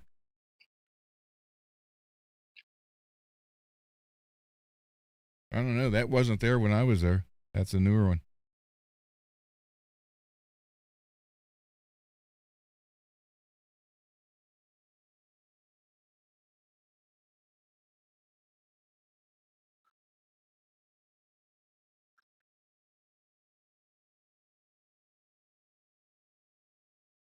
Oh, here's the tower, World War II tower. Oh, cool. You can walk in it, walk around it, stand on top, everything. Oh, nice. And then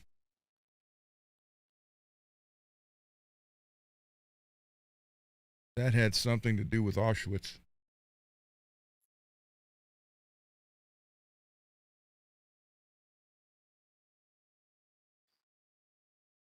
Yeah, the place is gigantic, man.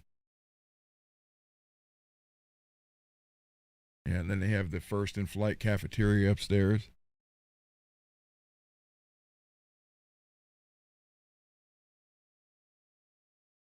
Let's see.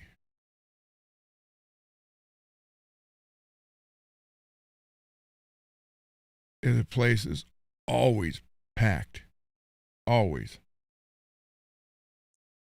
I wouldn't doubt it. I mean, for a plane, enthusiast like myself, I mean, that's like Mecca right there. That and the Smithsonian.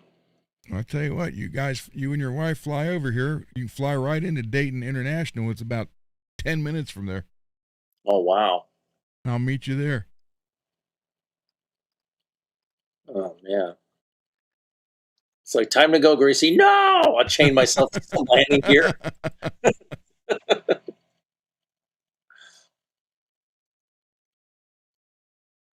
Jump out of that on D-Day, David.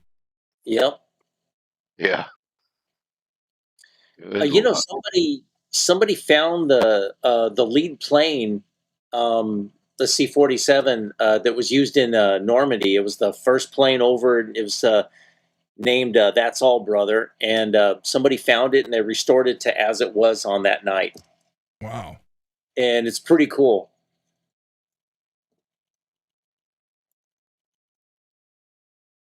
Yeah, that's true. There's a lot of car shows in Dayton.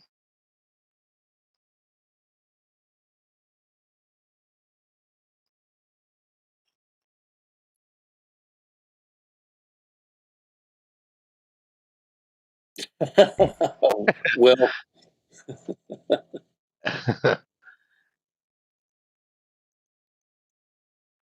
There it is. You can eat underneath of it. that is cool. I would totally do that.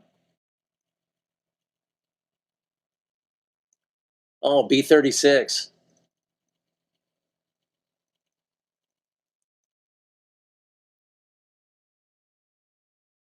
Like a lot of people, they have this thing against getting things from sunken ships.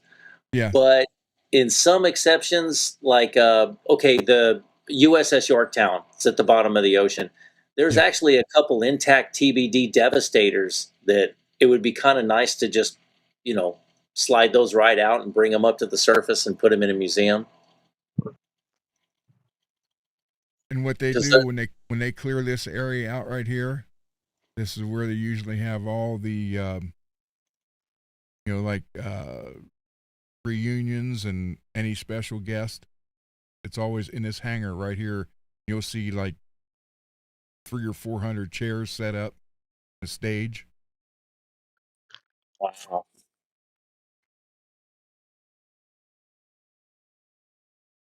That's pretty cool looking. Yeah. A-10's just a great looking plane.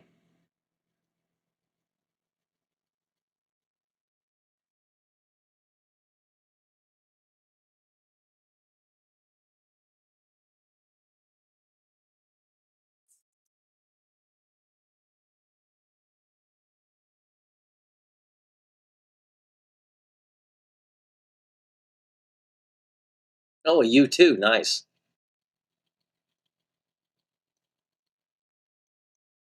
I'm telling you, Greasy, you'd enjoy yourself here.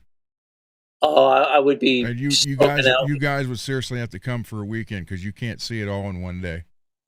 Oh, yeah. Not and actually look at anything. Yeah. Ooh, that's God. B8. I know what that is. I know what that is.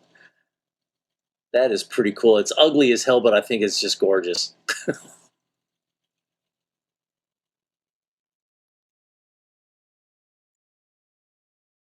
There it is. That's what Yeah. flew over. That thing does Mach 3. Will says he knows there's a pink plane in there somewhere. No, there ain't. And there's Not on this channel. there's theaters you can go in and watch, 45-minute or hour-long movies.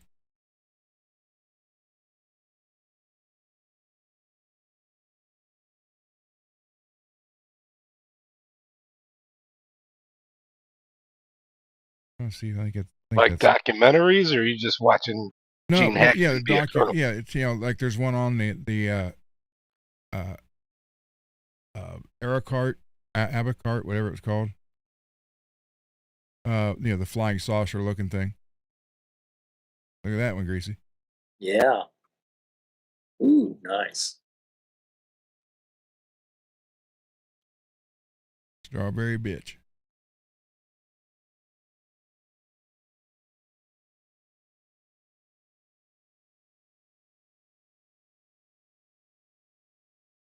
Yeah, there's so much. I mean, it's amazing. I think that's pretty much all of them. Yeah, like Oshkosh is happening right now. The fly-in. Oh, okay. That'd be cool to see. There you go. Ooh, next 24. Nice. Lifting body. It's not as cool as the HL10. That was the one that Steve Austin crashed in and got his bionic limbs. Oh, the useless information packed in my head. There you go. Oh, yeah, there you go. Gotta say, the Germans really had an eye for design. They still do. Yep. Yeah. That's one thing about like the Messerschmitt 109. It had a V12 engine, but it was upside down. Like a Chevy V8. The cylinders are on top. On the Messerschmitt, it was inverted. They were on the bottom, and they had a dry sump, and it made the nose a little narrower up top, so you had better visibility. There you go, Greasy. They got a Jeep and stuff up in there. Oh yeah, you put a tank in that thing, Mm-hmm. or 2, or 3.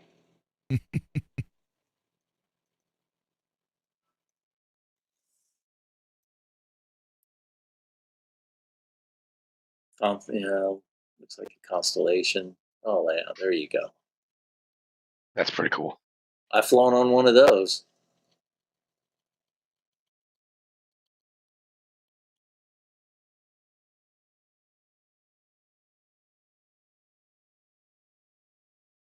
I keep thinking we're reaching the end, and they keep repeating them. Then they throw some more in.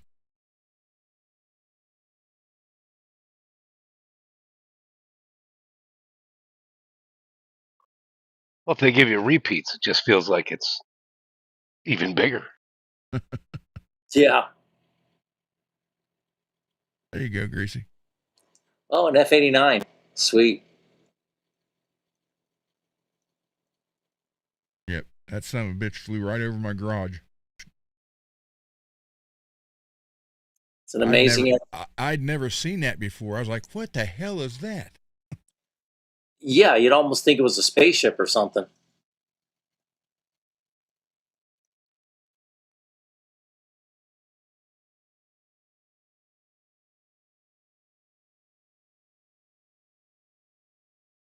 There you go. Yeah. Constellation. Yep.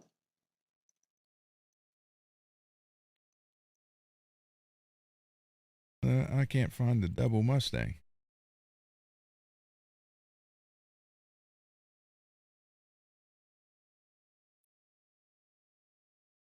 Yeah, it's nice. Like when one of the earlier pictures of the Mustang, it had the old style canopy before the D model, which got the bubble. It's nice to see some of the earlier airframes.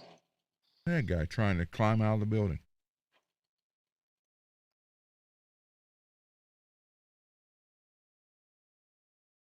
Glider. Yeah. Man, I feel bad for them glider pilots on D-Day. God, those gliders were so overloaded, and they just like could not stop.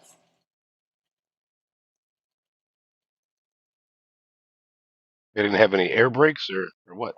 No, they had no brakes. They just figured they'd land and just kind of, or they What had brakes are very rudimentary, but a lot of them they put a tank in it or a couple jeeps and a bunch of soldiers, and the planes were overloaded, so they came in way too fast and they couldn't stop in time. So a lot of them crashed, and a lot of soldiers and pilots were killed. Damn. what plane's that, Greasy? Well, what, the one hanging? That Yeah. looks like a T-28. It's a trainer, and that thing will beat a P-51 Mustang in a vertical takeoff. It's a powerful, powerful engine in that thing.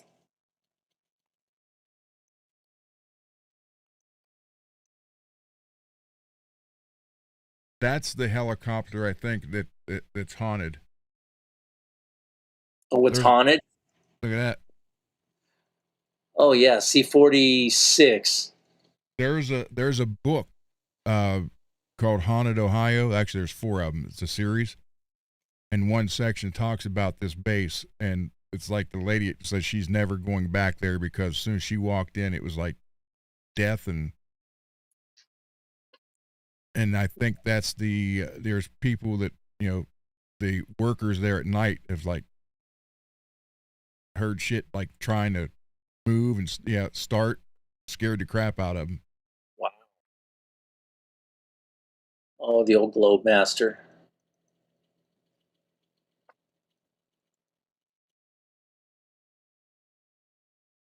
There you go. Yeah. Yeah, the lifting bodies are perfect to put by the XB70 because they're just such a radical design. Oh, Yeah, the F4 sure brings back a lot of memories.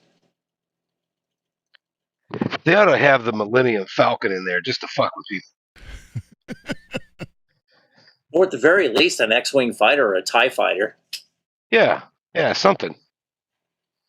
future flight.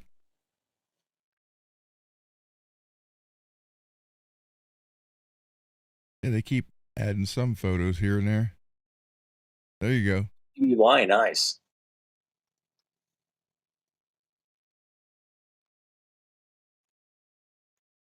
And now we're repeating everything again. Wish they'd show some of the dioramas. They had one, and it was over in the World War II section. It was a train car. They had German soldiers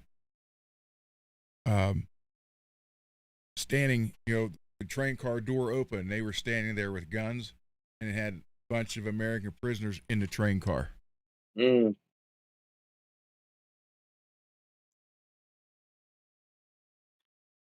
How much did they pay the actors? No, it was mannequins. Oh, right. There you go. Oh, well, that's a bummer. What about the womannikins?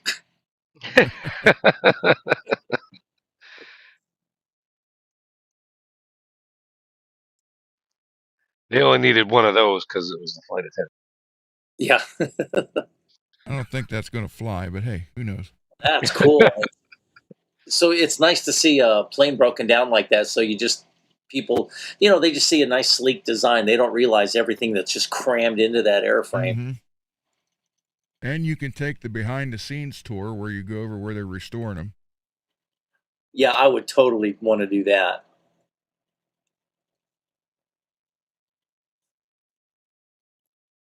And the SR-71, it's a big plane, but it's not as big as you think it is.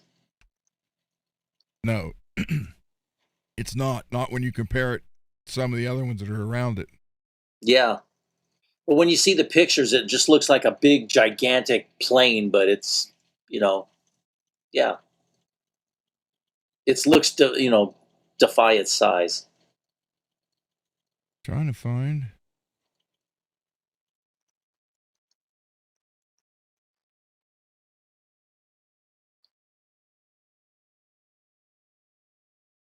And you gotta love a B-25. Yep.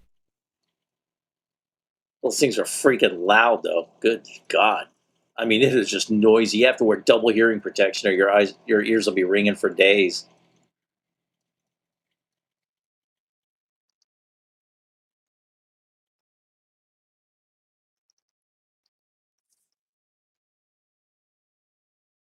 Now I think that's it. It's showing a bunch of.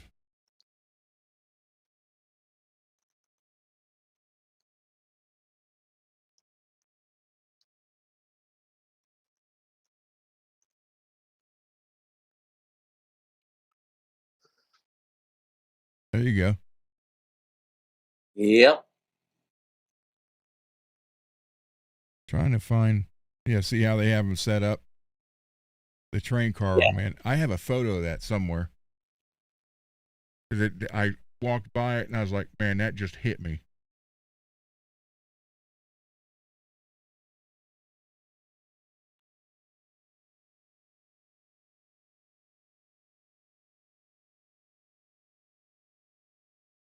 B-66.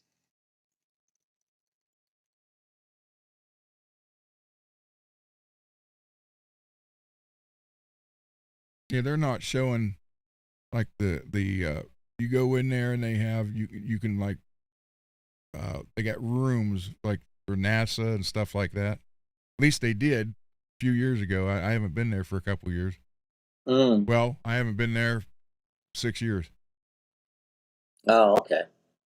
Last time I went was with my dad, and it was right before he had the operation. So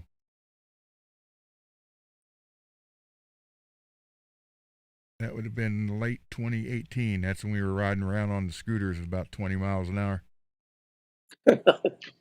You know, I'll bet if you ride a lawnmower, you probably get in for free.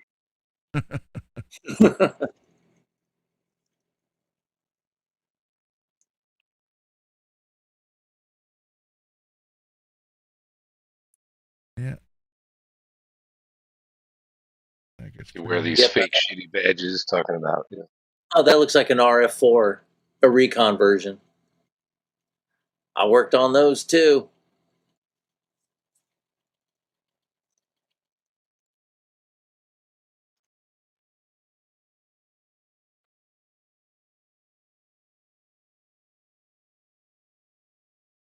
And then you see all the planes, flying over and landing here at the base. I mean, you're literally you drive Actually, through could the you go base back to one? get here. Could you go back one? There you go. Yeah, the Albatross. All right, now you see that Air Force symbol? Yep. You got the star and you got the red Oh, line. yeah. So my research must really suck ass because I thought that was the symbol for the Air Navy. And when it doesn't have the red lines, then it's the actual Air Force. No, they only got the red line after World War II when the Air Force was actually started, because everything before then was the U.S. Army Air Corps. Okay. Okay, And so then that's during not a World Navy identifier. Gotcha. no, just a United States aircraft identifier. And yeah, the star before it was just the round star without the side little bars, and it had a red dot in the middle. And then Yeah. after Pearl Harbor, they changed it. Just they got rid of the red dot in the middle, and it just had the star with the blue circle. And then they added the bars that were just plain white. And then when the Air Force was started in like what 1947 or something, that's when they added the red bar. Gotcha. Because I was looking up the bombers, and uh, I wanted to see what the difference was in those two insignias, and I'm just like, the best I could tell was one was Navy and one wasn't. That was all I could come up with. Yeah, yeah. It's basically just a timeline. Like if you look at Yeah, B7, right there. Look. yeah, Right. and that's like from about like 43, 44 on. It's about to the end of the war. Okay.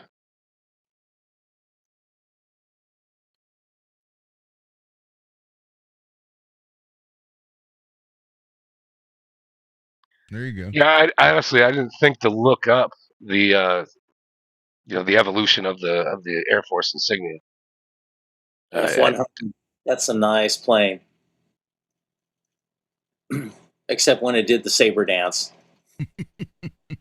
You ever seen that, Ron? Mm-mm. an F-100, sometimes they would lose control and they would do this kind of oscillating motion on their tail before they crashed and killed the pilots. It was just they had a weird handling little glitch that they finally had to overcome.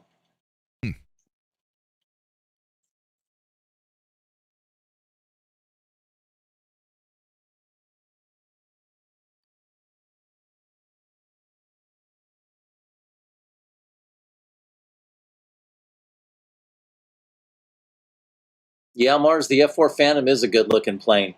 Pain in the butt to work on, though, let me tell you.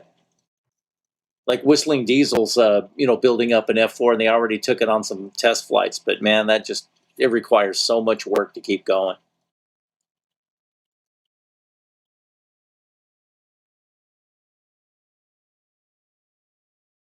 Let's see.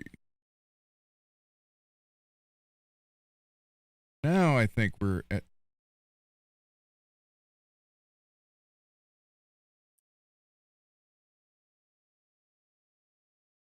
gigantic gift shop in there, all kind of stuff. There's a whole thing on Jimmy Doolittle. Yeah. I think Gotta say, that Doolittle raid, man, that was a ballsy ass thing to do.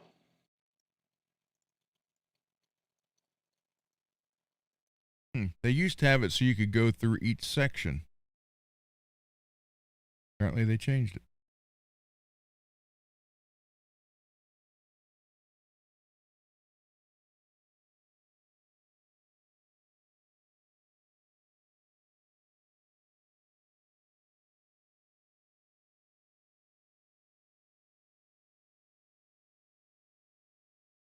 I'm telling you, it's a big place, man. You got to be here for a whole weekend. Oh yeah, without a doubt. I just like pitch a tent and some inflatable air mattress, and I'm just like, okay, I'll be on the wing of something, I'll see you in the morning.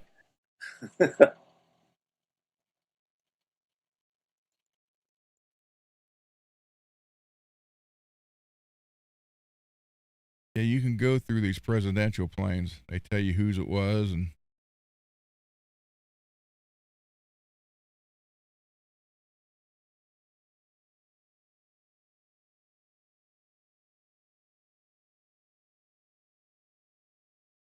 there's the motors of that thing.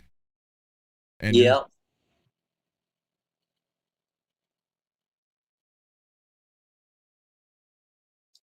Of course, if you want to get technical, you call them power plants. Well.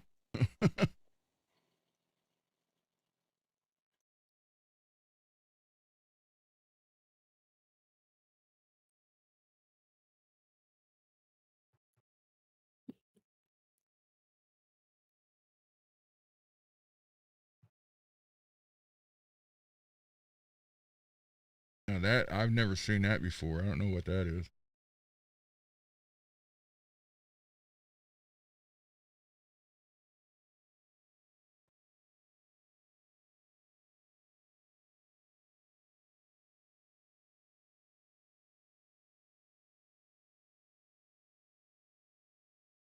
Yeah, these aren't like.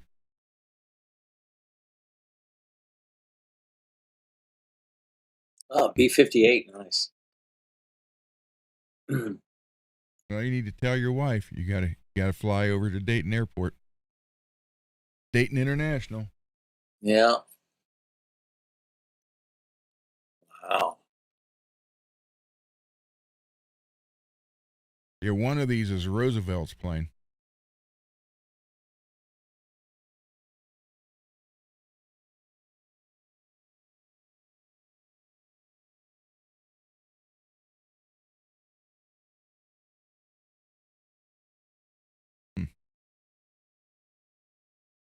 Oh well, you get the gist of it. Yeah.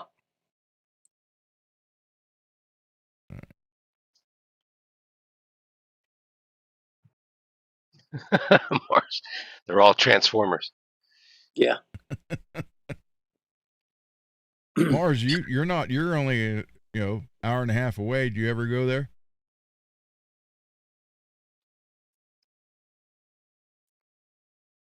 Peggy's telling you to sneak in a president plane and to sleep all night in there. Yeah, but not in the winter because it'll be really, really, really, really cold. Yeah. Mars has been there. But it's before 9/11, it was all open. You just drove into Fairborn and you just drove right on the base.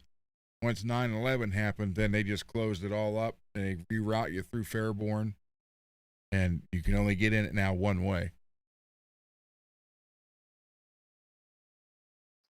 So. Yeah, I always tell everybody, man, after 9/11, everything just went to shit after that. Yeah, it changed a lot of things. Yep.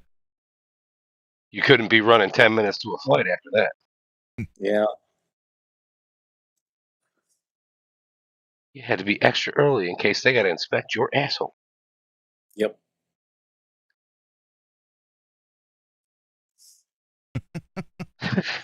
That's plain as.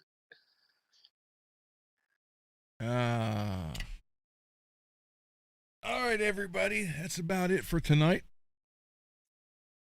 Yeah, I'm feeling it.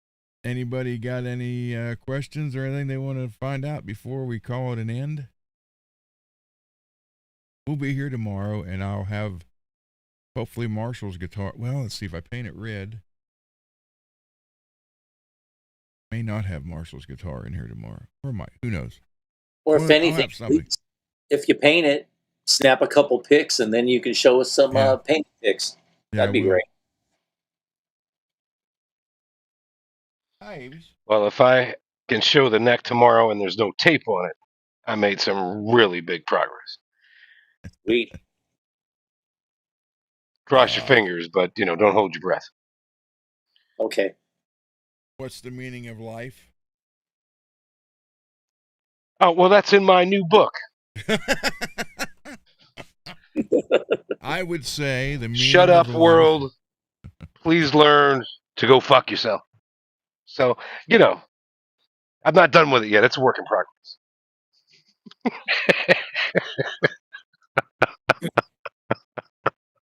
But when it's out, all will be. The meaning of life to me is to be excellent to each other.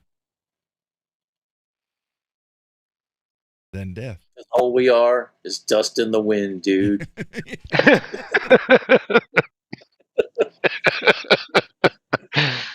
And they broke a lot of wind to get us here, God. Military inspired. There you go. Just make one the strawberry bitch. Yeah. Your butthole's a strawberry bitch. Oh! I've been waiting to say that. I didn't want to trample on, watching stuff and,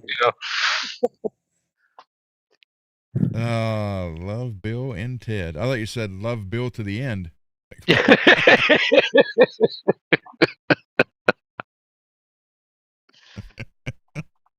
Well, he was vacuuming the couch, and I thought I could watch Bonanza anytime. I didn't know what he meant by love Bill. I wasn't going to ask either. So, did you guys get the shirt thing figured out? Will, you can come on if you want to for a few minutes after this. I could not talk to our accountant yesterday and today. Mostly today because I thought I had that dentist appointment, and then she was in some meeting from like 3 to 5. I'm sure I don't even want to know what that was about. And Will says he's at work, so men at work. Dun, dun, dun, dun, dun, dun, dun. Will's at work. Dun, dun, dun, dun. All right, everybody. Well, from the land down under. Well, it's true. You want a Vegemite sandwich? All right, guys. Yes.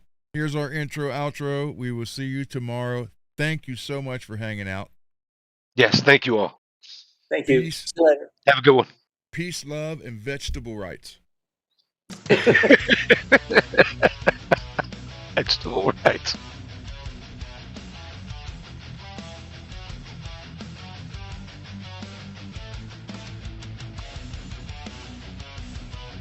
Hey.